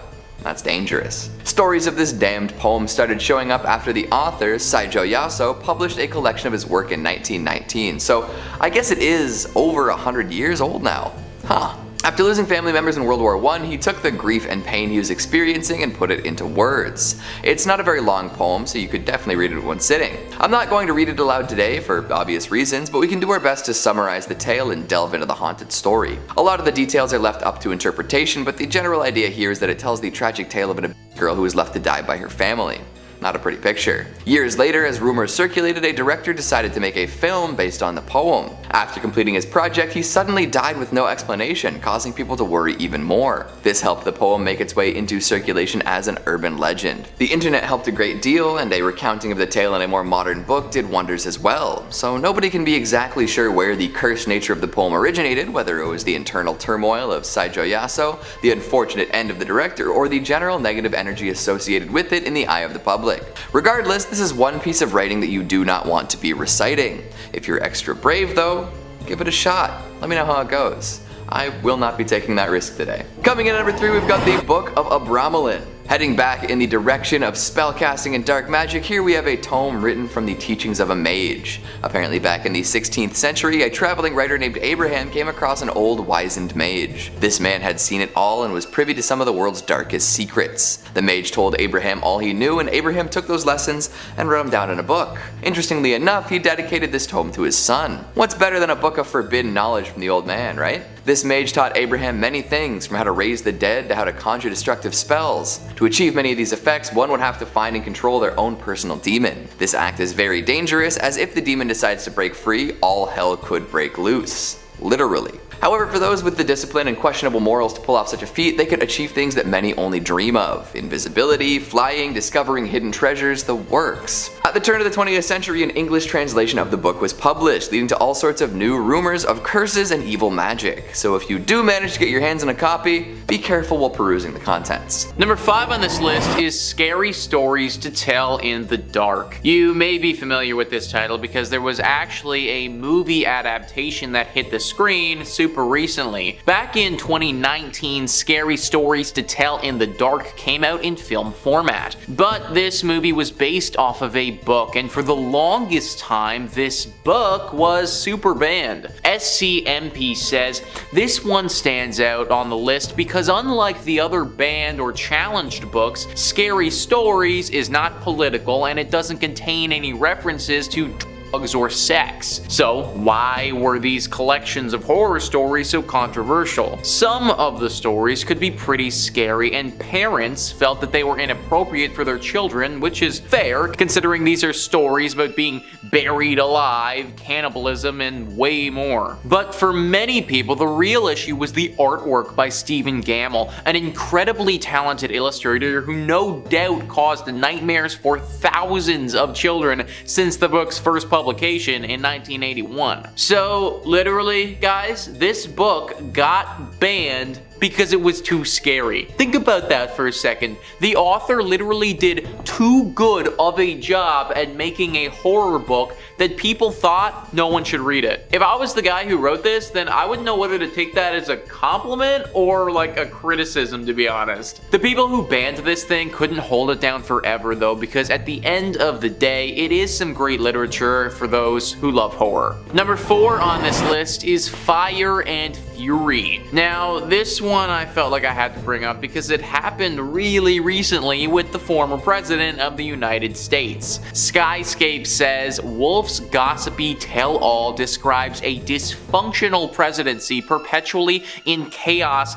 zoning in at one point on the day the FBI director James Comey was fired. Comey heard about it on TV. Not all of Wolf's claims are accepted as truth, of course. Trump said he didn't authorize Wolf's White House access and didn't speak to him for the first book. Trump's lawyer Charles Harder sent a cease and desist letter threatening a libel lawsuit in an effort to stop publication. Fire and Fury sold out in its first day of a release as a result. By 2021, Trump was speaking to Wolf for Landslide, Wolf's third book in the trilogy. There were countless scandals during the Trump administration, so I feel like this one was just another notch on the belt. Either way though, the government literally did everything in their power to try and get rid of it and stop us from being able to buy it. The opposite happened though, and because it got so much attention, it flew off the shelves faster than they could print them. Number 3 on this list is Lawn Boy. This story, written by Jonathan Iveson, is one of the most challenged books in America in 2021, and honestly, folks, it really shouldn't be. Esquire says Lawn Boy is the big-hearted story of Mike Munoz, a young Chicano striver working on a landscaping crew in Washington. As Mike fights against the soul-crushing forces of classism and racism to achieve his American dream, he also comes to terms with his sexual identity. Though the novel was written for an adult audience, teens fell in love with Lawn Boy, leading it to be awarded an Alex Prize, an award bestowed by the Young Adult Library Services Association to books written for adults that resonate with teens. Critics slammed the book for the LGBTQ content and sexually explicit material, pointing to a sexual encounter between two young men. Iveson has received hate mail and death threats as a result of campaigns to ban his book, but he remains uncode. When I look at the wealth of great literature that enlightened souls have sought to ban through the ages, how could I feel anything but pride to be listed among them, he wrote. To those who would ban my book and burn me at the stake because they are ashamed of their own past experiences or uncomfortable with any non-binary sexual identifications, I hope you find healing. And literally, guys, shout out Jonathan on that one. When I found out that this book was something that people were trying to ban in literally 2021, it kind of blew my mind. Like, sometimes I think that the world is past stuff like that, and I do want to say that I think most people are. Like in America, 87% of people don't think that books should get banned. So at the very least, regardless of their views on things, they think that there should be a freedom of speech or writing. Either way, the government hasn't actually forbidden you from reading this book. People tried to do that. And I say, you shouldn't listen to them. Number 2 on this list is Animal Farm. So if you wanted to read Animal Farm now, then you probably wouldn't have too hard of a time getting your hands on a copy. But back in the day, this wasn't always the case. In fact, the government for a long time wanted nothing to do with the book. Spyscape says Animal Farm was a target of censors and spies. The satire revolves around farm animals who rebel, hoping to create an equal society. Instead, they end up living under Napoleon, a dictatorial pig. The USSR saw it as a critique of its politics and banned the book. The UAE briefly banned Animal Farm because of its talking pigs seen to be against Islamic values. The CIA, meanwhile, turned it into a propaganda tool and funded an animated movie of the same name, although spies changed the book's ending. If we think about it logically for a second, it makes sense why a government wouldn't want Animal Farm to get read by the general public. This is especially heightened when we think about it from the perspective of a controlling government like the USSR was. In their brain, they probably saw this book as a bit of a threat. The public reads it and then starts getting some sneaky ideas about how they're going to revolt and start their own new country with a totally new government. And then this even goes a step further because the CIA started pushing this book and marketing it as something against the USSR. What was a fictional story turned into this whole political thing caught between the two biggest superpowers in the world when it was released. least. And number 1 on this list is the Anarchist Cookbook. This book has had a roller coaster of a life since it was written. Big Think says, since it was first written in 1971, much of its information is out of date. But some topics, like how to make improvised bombs, don't have an expiration date. The book provides instructions for making LSD and tear gas, primers on how to operate various firearms, how to sabotage different kinds of infrastructure, and writing on anarchist philosophy. The book was written by William Powell, a manager of a bookstore in Greenwich Village. Powell quit his job, however, to write the Anarchist Cookbook. My motivation at the time was simple, said Powell in an article for The Guardian. I was being actively pursued by the US military, who seemed single-mindedly determined to send me to fight and possibly die in Vietnam. Its countercultural, violent message proved popular today. It is sold in excess of 2 million copies. It should come as no surprise that the book is infamous and controversial, but the kinds of criticism it attracts varies depending on the source. Governments across the world clearly have a negative opinion of the book. It does, after all, advocate for violent civil disobedience. The Anarchist Cookbook is banned in Australia. In the UK, possessing the book, though not illegal itself, has often been used as evidence in terrorism cases. A teenager was accused of and later acquitted of a plot to assassinate British National Party members in 2008. In 2017, a 27-year-old who had traveled to Syria and possessed a copy was accused of being a terrorist. It turned out that he had merely printed a copy of the Anarchist Cookbook for use in a role-playing game in a university society. So clearly the government does not like this book at all. I think it's a bit much for people to be accused of certain things just by owning the book, but I also kind of see why it happens based on the contents of the text. Just be aware that if you pick this book up, then the government may start keeping tabs on you. Kicking off at number 5, Mrs. Coulter. And if you haven't read Philip Pullman's fantastic series, His Dark Materials, I highly suggest that you do. But in a tale that literally pits the eternal forces of evil against the eternal forces of good, the terrifying Mrs. Coulter remains to be one of the most violent, selfish, and memorable villains of recent times. And although Nicole Kidman's performance in the widely disappointing 2007 movie was actually incredibly fitting for her character, I'm talking purely about the novels in this particular instance, because, yeah, the less said about that movie, the better, really.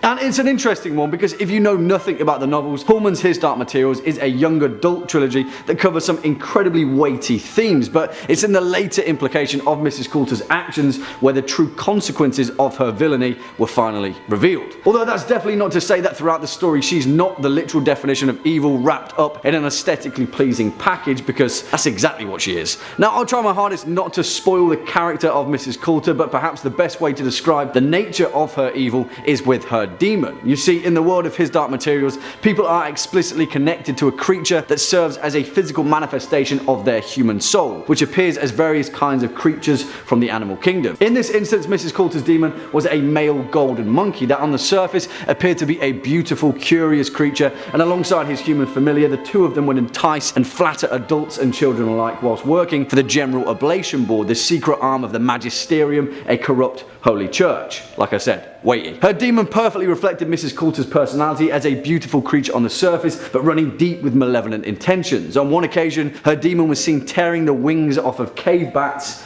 out of sheer boredom. Yeah, that says a lot. Coming in at number 4, O'Brien. And this particular fictional creation comes from George Orwell's resounding and highly important novel, 1984. And yeah, it's going to be incredibly difficult to explain the evil behind this character in particular without spoiling the novel. But hey, Orwell published this book 70 years ago in 1949, so I think you've had fair warning. In the world of 1984, the protagonist, Winston Smith, lives in a dystopian, oppressive, totalitarian version of Britain, a portion of the superstate of Oceania, which has been under the rule of Ingsoc and Big Brother for time long forgotten. He who controls the past controls the future, and all that. In the society, nothing is safe from the eternal gaze of Big Brother, and even the confines of the human mind aren't safe from the Thought Police, an organisation that serves as the secret, ever-watchful eye of Ingsoc. And that's where O'Brien steps in, an administrator that works in the Ministry of Truth and who leads Winston Smith to believe that he is secretly leading an underground resistance known as the Brotherhood to bring down Ingsoc from within and overthrow the party. In actual fact though, as is revealed in a vital moment of realization in the novel, this whole thing is just a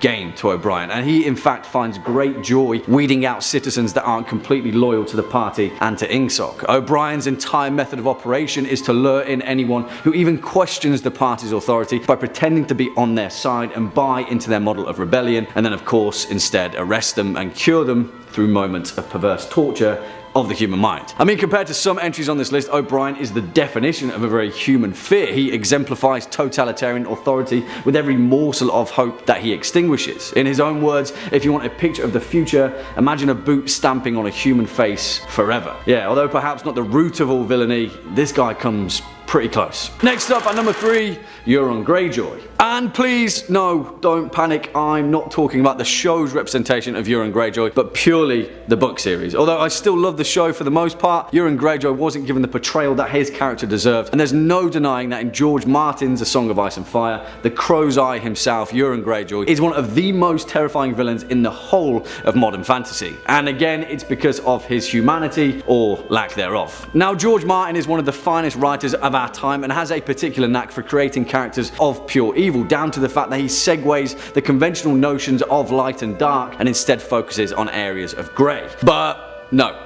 Not for Euron. Euron Greyjoy is just straight up the most truly evil inhabitant of the known world. Just compare him to some of the most memorable villains of the entire series, so far anyway, and they all pale in comparison to Euron. Ramsay Bolton, Tywin Lannister, Joffrey, all of them various shades of villainy, cruelty and malice that have all equally committed some of the most violent and horrifying atrocities in the series, and Euron still takes the cake. You see, he's not a psychopath in the conventional sense. He's not prone to violent bursts of anger by impulse alone, but maintains his own entirely calculated sense of chaos that once showing us the true rage that lies within him, and believe me, there's plenty of it. Take for example how Euron Greyjoy calmly ripped out the tongues of his entire crew after a storm took his ship by surprise. He ripped out every single crew member's tongue without a second thought, and his reason was that he needed silence. Allegedly, anyway. Because as we all know, it's pretty difficult to stage a mutiny without a tongue. And that isn't even close to the worst of it, because the true evil of Euron's character is explicitly revealed throughout allusions to his childhood, pitting reason as to why his brothers despise him with such hatred. You see, the Greyjoys are pirates, reavers and pillagers who take what they want in pursuit of riches untold. But Euron, despite having sailed pretty much across the entire known world, collecting countless treasures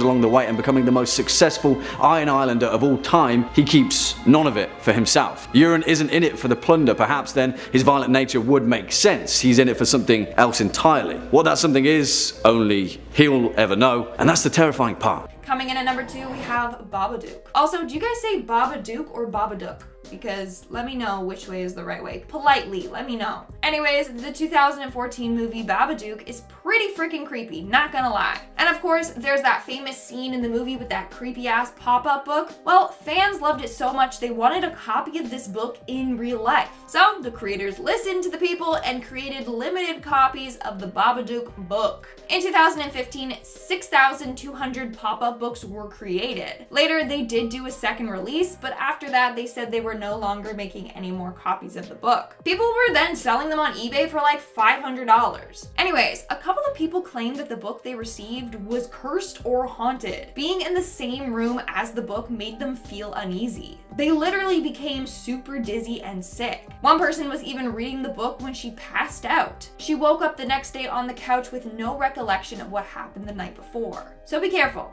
These books might be cursed. And in our number 1 spot today, we have The Endless Book. This is the name I have given to a cursed book that was purchased off of eBay. On the selling site, it was listed as a vintage beautiful notebook. It had this beautiful intricate design on the front with gold details and real gems in it. The pages were filled with someone else's drawings, doodles, and writing. But it came with a warning. It was cursed. The seller said that the book once belonged to her friend and it was her diary. But her friend ended up taking her life, and now apparently her soul is attached to her diary, and she haunts whoever owns the book. Now, the book was purchased by a woman who is obsessed with collecting vintage items. She thought the whole backstory was just a load of BS, a ploy to get the book to sell. That was until weird things started to happen to her. Drawings in the book would change, disappear, or switch pages. Writings would also appear and disappear. It's given me Tom Riddle's diary vibes from Harry Potter, not gonna lie. The freakiest part was the book was growing. Each day a page was getting added to the book. Some blank, some with new drawings or new texts. Now, the woman was smart and ended up getting rid of the book. That was after the book literally gave her a warning. She woke up one day to the book open. The page it was on had "The End" written across the page in big red bold letters. It was written in blood. To this day, we don't know what happened to this cursed diary. But I think we all learned a valuable lesson, right? Don't go buying haunted/cursed items off of eBay. Number 5 on this list is the Sworn Book of Honorius. This is an ancient medieval grimoire that was very influential and was apparently written by Honorius of Thebes. I say that word apparently because it's currently unknown whether Honorius of Thebes was actually a real person or a complete myth. If he was real, then he's said to have a deep connection with religion, magic, and the devil. This book, the Sworn Book of Honorius, is said to be the oldest medieval grimoire to date, with some people estimating that it was written back in the 1300s. Even though Honorius of Thebes was said to have written this book, it's said to be a collection of many magicians who attempted to condense the knowledge that they had into 93 chapters. The book covers a wide array of magical topics. This includes having the ability to travel to purgatory, or to potentially save someone from purgatory, or even send them there in the first place. It shows people the rituals necessary to summon a demon and bring them into our real physical world. Then once that demon is there, the book goes on to describe how we can command a demon to do our bidding. It shows people how to send someone to hell or to heaven if that person chooses. It even goes in depth about treasure hunting and the proper methods to finding treasure. This book was supposed to act as a one-stop shop on how to be a full magician. A big warning though, and why you need to pray before reading, is actually written in the book. Let him who would work in a magical art beware that he not be in deadly sin, for if he be, he shall be mad ever after. For the soul by its nature desires to see God in whom it delights, but the impediment of sin frustrates its desire and it cannot see God. He who would work in magical art must be willing in his work and utterly cleansed from all filthiness, for the more he suffers, the more he shall obtain. Basically, if you intend to use this book, then you can expect your soul to go through some serious suffering. Number 4 on this list is the Dragon Rouge. The Dragon Rouge is an updated version of one of the most haunted texts in history, the Grand Grimoire. Keegan actually covered the Grand Grimoire in one of his previous parts of this series, so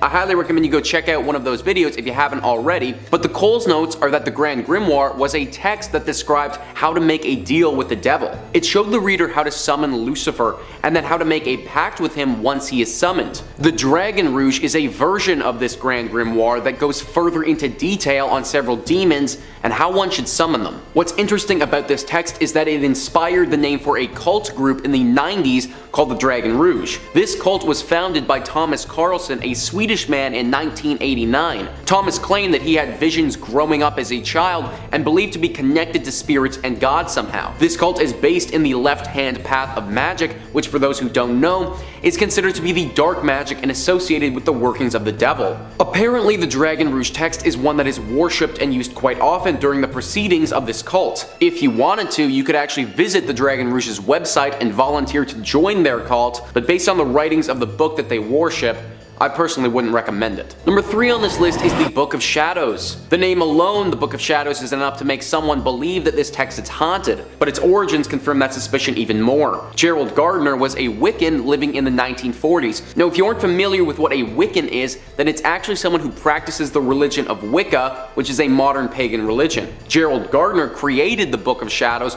or was at least the person who brought it to people's attention. He's also known as the father of Wicca and is considered by most to be the one who started this religion. He may not have actually been the one to have written the book though, because he says that he received this ancient text from a secret coven of witches. Owen Davies, an expert on haunted books, says that this book was one of the last of a line of worshippers of an ancient fertility religion, which he and his followers believed had survived centuries of persecution by Christian authorities. This obviously made this text extremely valuable to Gerald, and he used it as a means to gain more of a following for his religion. Inside this book are magical rituals, spells, enchantments, and a variety of instructions for how to perform other sacred summonings. This book is said to be extremely dark in nature and certainly something that you would want to pray before reading. Gerald apparently used many of these spells and rituals through his life as he praised witchcraft. Others who have read this book have reported feeling extremely cold and getting the sensation of being watched. Any book that you apparently receive from a coven of witches has spells on how to worship them,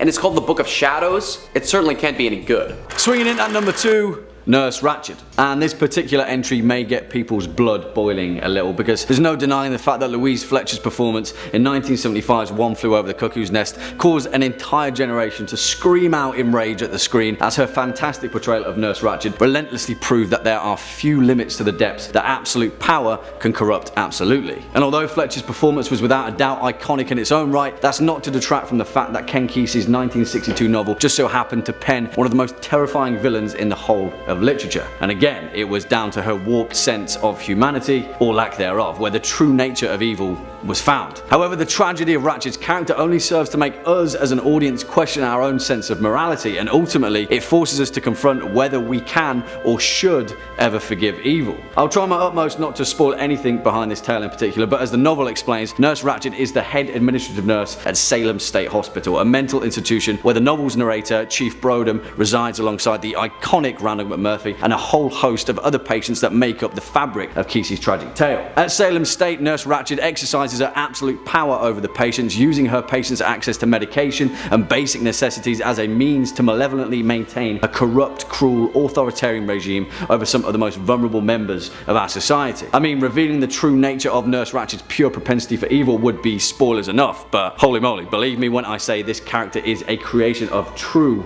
evil. Whether we can understand her motivations is a different question entirely, but Nurse Ratched remains to be one of the most perverse demonstrations of authority and the evil that so often comes with it. Yeah, she definitely deserves a place on this list. And finally, coming in at number 1 spot, Hannibal Lecter. And that should be Dr. Hannibal Lecter, because I'm not in the mood to piss off one of the most complex and dangerous minds in the entirety of fiction. Some would argue that in fact Hannibal Lecter is the most perfect villain ever created, and that's without being in many cases the actual villain of his story. Created by Thomas Harris and first appearing in his 1981 novel Red Dragon, Hannibal Lecter is a forensic psychiatrist on one side and a cannibalistic serial killer on the other. Throughout the events of Red Dragon, the novel's protagonist Will Graham comes to the stark understanding that Dr. Lecter doesn't fit any conventional psychological profile. In fact, psychiatrists refer to him as a sociopath simply because they don't know what else to call him. A fact which is reinforced in the later novels, where Clarice Starling states that they don't have a name for what he is. In many ways though, Hannibal Lecter is the antithesis of what a human should be.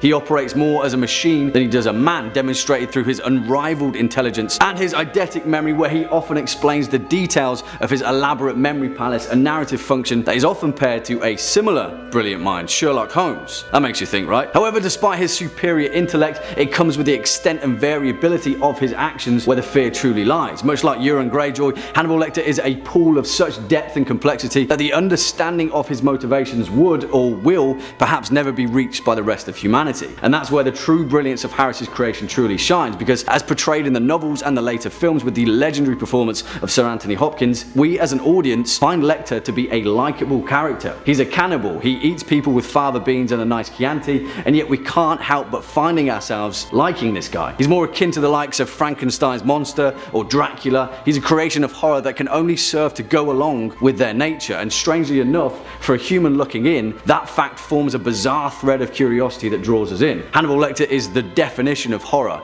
equal parts fear, equal parts curiosity, and he's a mystery that we'll never truly understand. Starting off this countdown, we have The King in Yellow. The King in Yellow is a cursed book that is said to drive readers into insanity. So this book is composed of a series of short stories written by a man named Robert Chambers. Apparently, the first act is fairly normal, so it entices you to keep reading. But once you get to Act 2, that's where it gets all weird and extremely dark. Here's what one person said about the book. The very banality and innocence of the first act only allowed the blow to fall afterward with more awful effect. Even seeing the first page of the second act is enough to draw the reader in. If I had not caught a glimpse of the opening words in the second act, I should never have finished it. Sounds intense, right? Well, it is. In fact, a number of people have claimed to have felt ill while reading this book. Others said they have woke up with weird bruises and scratches all over their bodies, or even had very vivid and dark night terrors. One individual posted online saying her friend got possessed by this book. She read the book, and every time there's mention of it, she'll go into this huge coughing fit. Not only that, one night she sent a bunch of weird messages to her friends saying stuff like, "Have you seen the yellow sign?"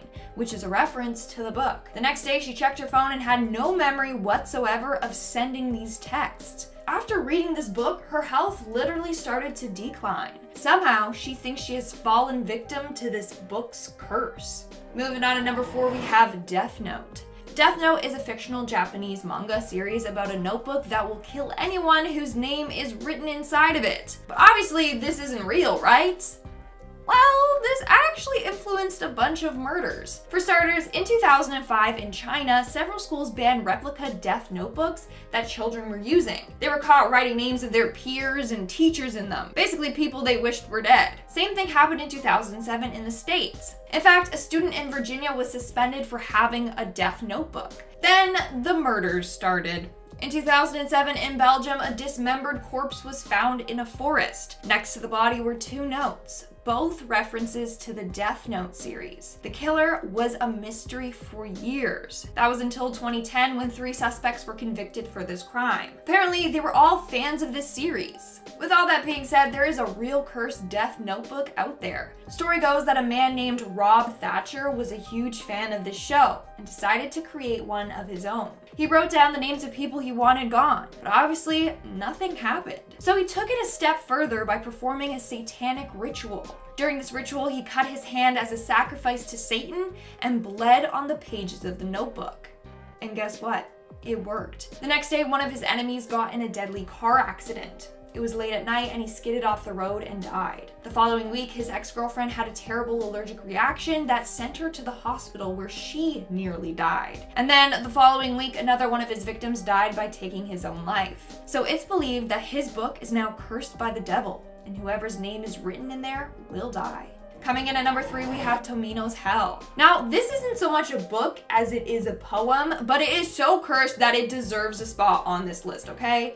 So, Tomino's Hell is the name of a poem written by Seijo Yaso. Legend goes that whoever reads the poem out loud will suffer from misfortune or even death. Consequences range from feeling sick to injuring yourself, and even death. So no one really knows what this poem is about. Some interpret that the poem is about a young boy who descends into the 8 levels of hell after killing his parents. Whereas others believe it's about a man going to war and then dying, never being able to see his family again. Either way, it's said that you should never, and I mean never, read this poem out loud. The curse is so strong that some people who have read this poem in their head have even felt ill while doing so. Now, I refuse to even look at the poem, let alone recite it. According to this legend, one person read the poem and ended up vomiting glass. Another person had their loved ones die a tragic death. In fact, one radio show host tried to read it out loud on air, and halfway through he started to feel ill and disturbed and wasn't able to finish it. He continued to feel ill, and a few days later he got into an accident that resulted in him having to get 7 stitches. So don't even think about reading it. And I mean, I say that, but I know you guys are Googling it as I speak.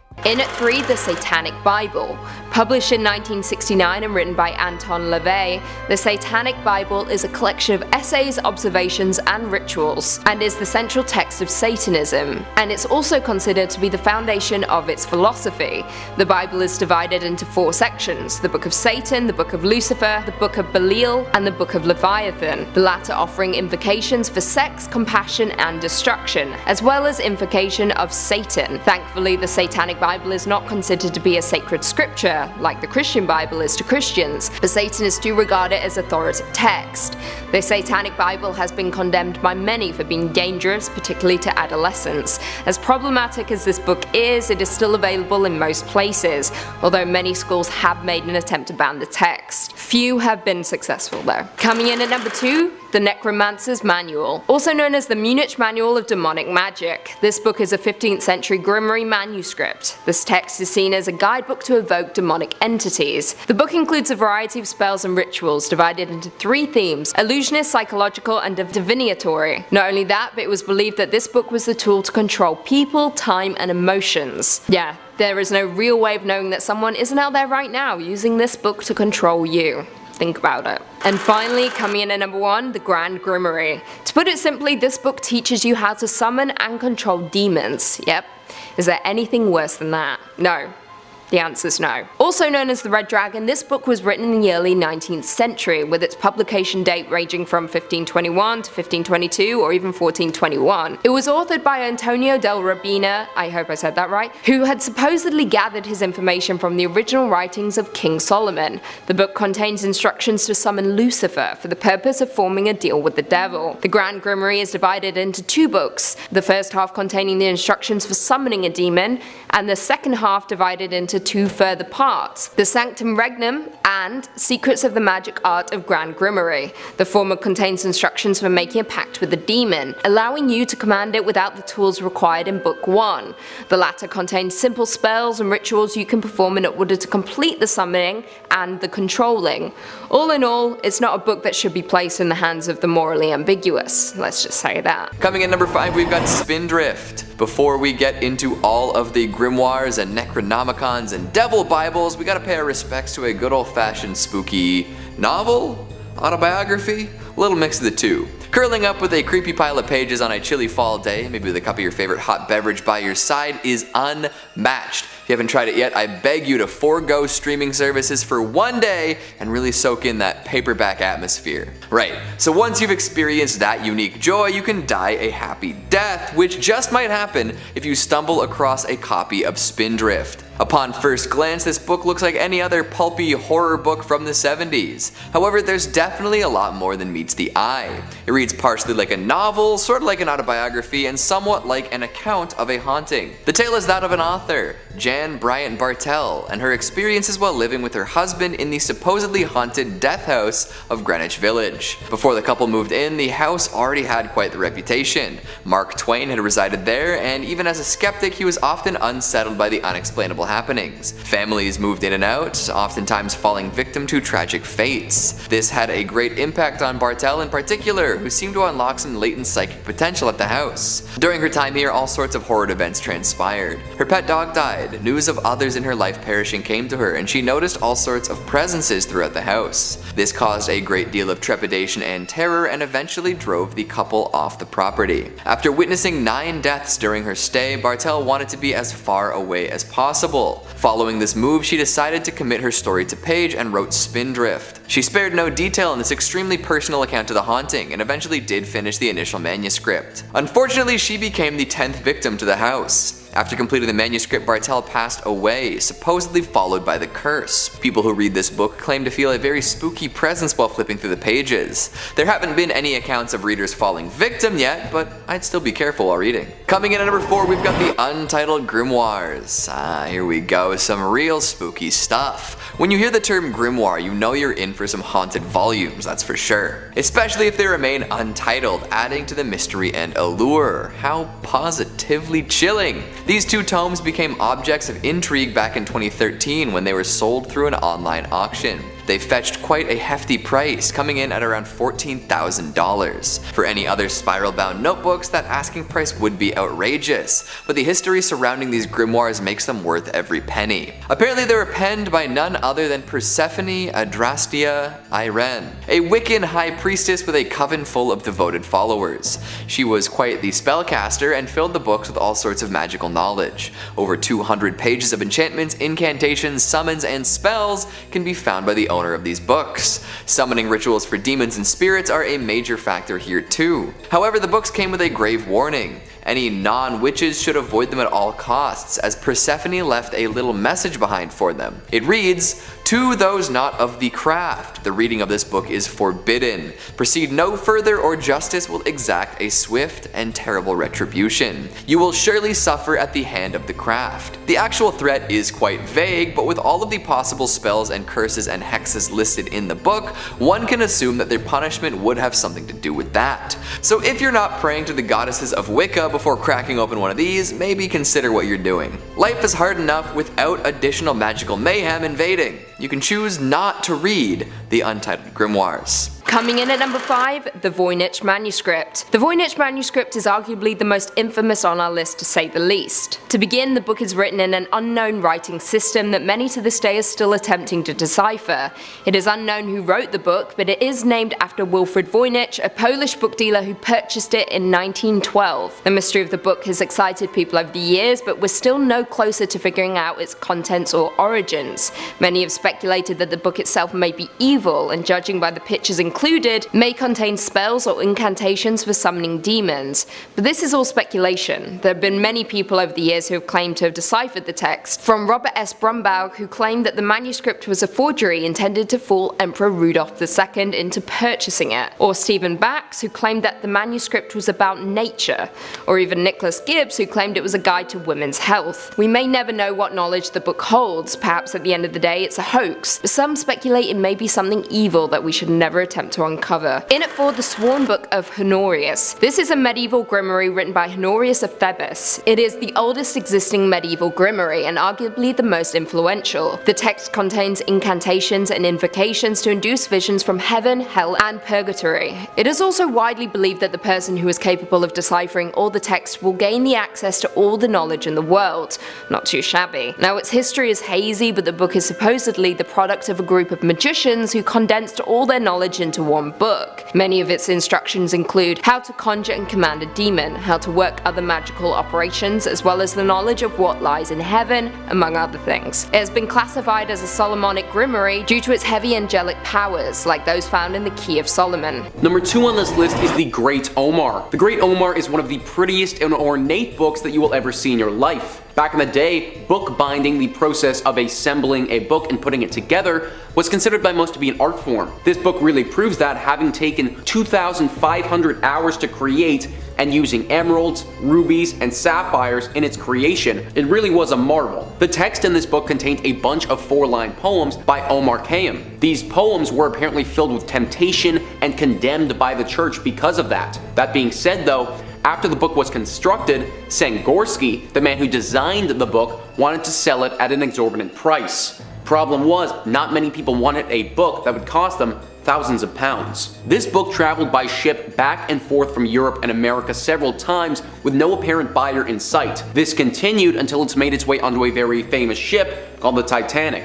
Obviously, the Titanic did not reach its destination, and the Great Omar sank to the bottom of the Atlantic Ocean, where it rests to this day. However, what gives this book the designation of being haunted is that only a week or two later, Sangorsky himself died. He died from drowning, just like the people on the Titanic would have died. Ever since this has happened, people believe that the Great Omar was actually cursed, and that it could have potentially been the cause of the Titanic's demise and the death of Sangorsky. It could all be one big coincidence, but I don't recommend reading the Great Omar 2, which was published by Sangorsky's partner later in life, because some evil may just befall you. Number 5. Union Cemetery. In Weston, Connecticut, there is a cemetery that many paranormal investigators and enthusiasts claim is one of the most haunted locations in the entire state. As legend goes, many years ago, a man was driving down the road when a woman suddenly appeared in the middle of the road. The driver didn't have time to stop or slow down and struck the woman, but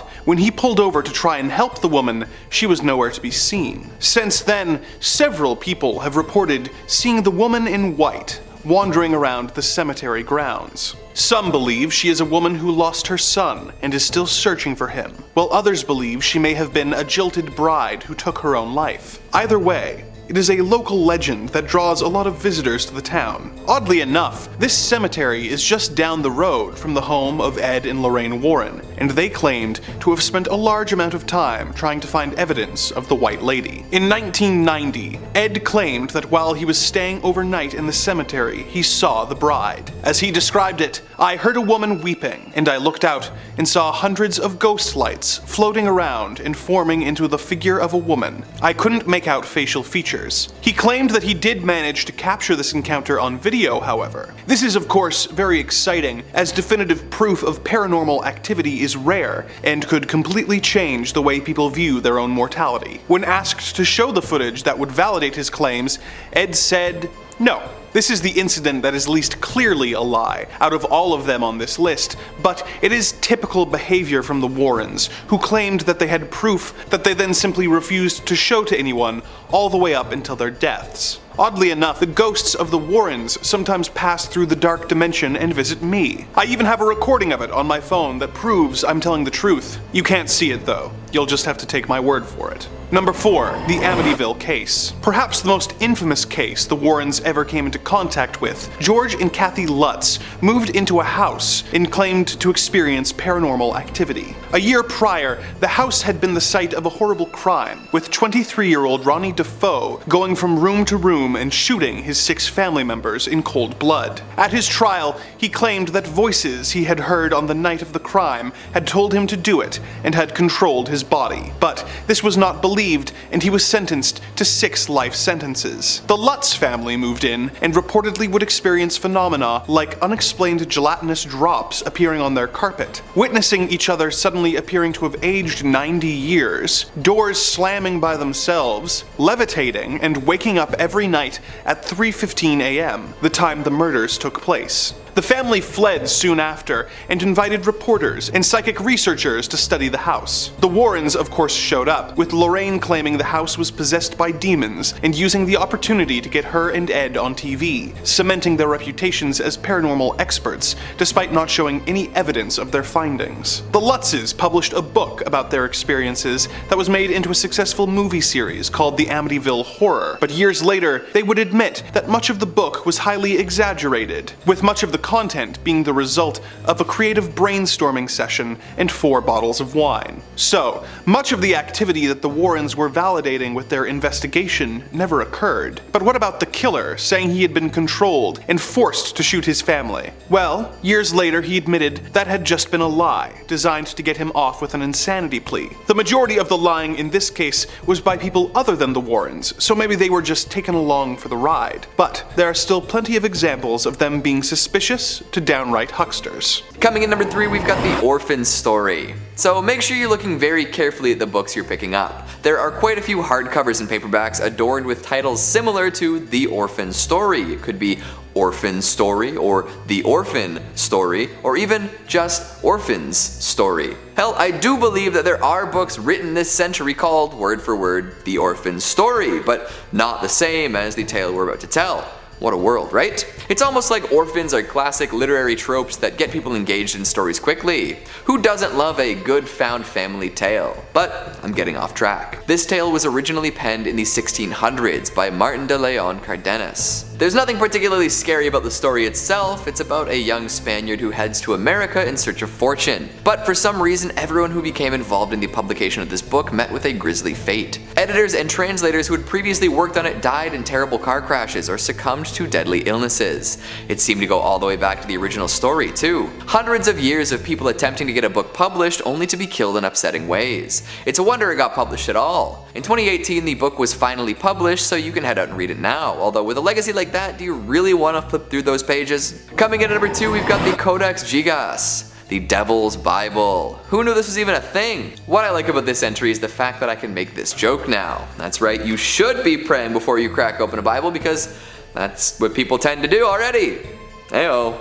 Can't take full credit for that joke though because Lindsay made it to me first, so laugh away. Now, back to the actual demonic properties of this book. The Codex Gigas is an extremely large medieval illuminated manuscript containing a number of alphabets, the entire Latin Bible, the history of the Jews, medical works, the New Testament, necrology, magic formula, and more. It's known as the Devil's Bible because of the unusual illustration of a devil inside. Most Bibles tend to avoid full-page drawings of Satan. This relates back to a legend concerning this tome where a monk was accused of breaking a vow to his master. As punishment, he was to be walled up and left there. Before he could be sealed away, however, the monk desperately promised to make a book that would glorify the monastery forever. It would include all of human knowledge, a lofty goal indeed. So he set to making this beautiful book, filled with intricate calligraphy, illustrations, and embellishments. As the clock was about to run out, he realized he was still 10 pages short. In order to get it done on time and save his life, he made a deal with the fallen angel Lucifer, his soul in exchange for the completed book. Lucifer took this deal, completed the book, and had the monk put an illustration of him inside as thanks. Nowadays, under plenty of scrutiny, scholars have estimated that a book this complex would have taken something like 20 years to make, and that's without all the illustrations. Just the calligraphy. Holy smokes. And finally, at number 1, we've got the Book of Soyga. Don't laugh. Don't laugh. I know it sounds like something along the lines of Ligma, but I promise you don't want to post about this. If you begin writing about it or learning its secrets, you might be driven mad. That's exactly what happened to a scholar by the name of John Dee. He came into possession of this 16th century Latin essay on demonology and became obsessed. Down the rabbit hole he went, struggling to figure out what secrets the book might hold. He discovered that it was full of dark rituals and potentially dangerous incantations, but beyond that he couldn't really make heads or tails of it. Eventually he lost his mind. He began reaching out to people to act as mediums through which he could communicate with angels. In doing so, he apparently discovered that the book was unreadable to anyone other than the Archangel Michael. Bummer. After Dee's death, many others have attempted to make sense of this ancient tome, but to no avail. So maybe stick to fantasy novels, yeah, or some lovely non-fiction depending on your interests. A good book is hard to beat, but I can't see any of these tomes being referred to as good. Unfortunate, but fair.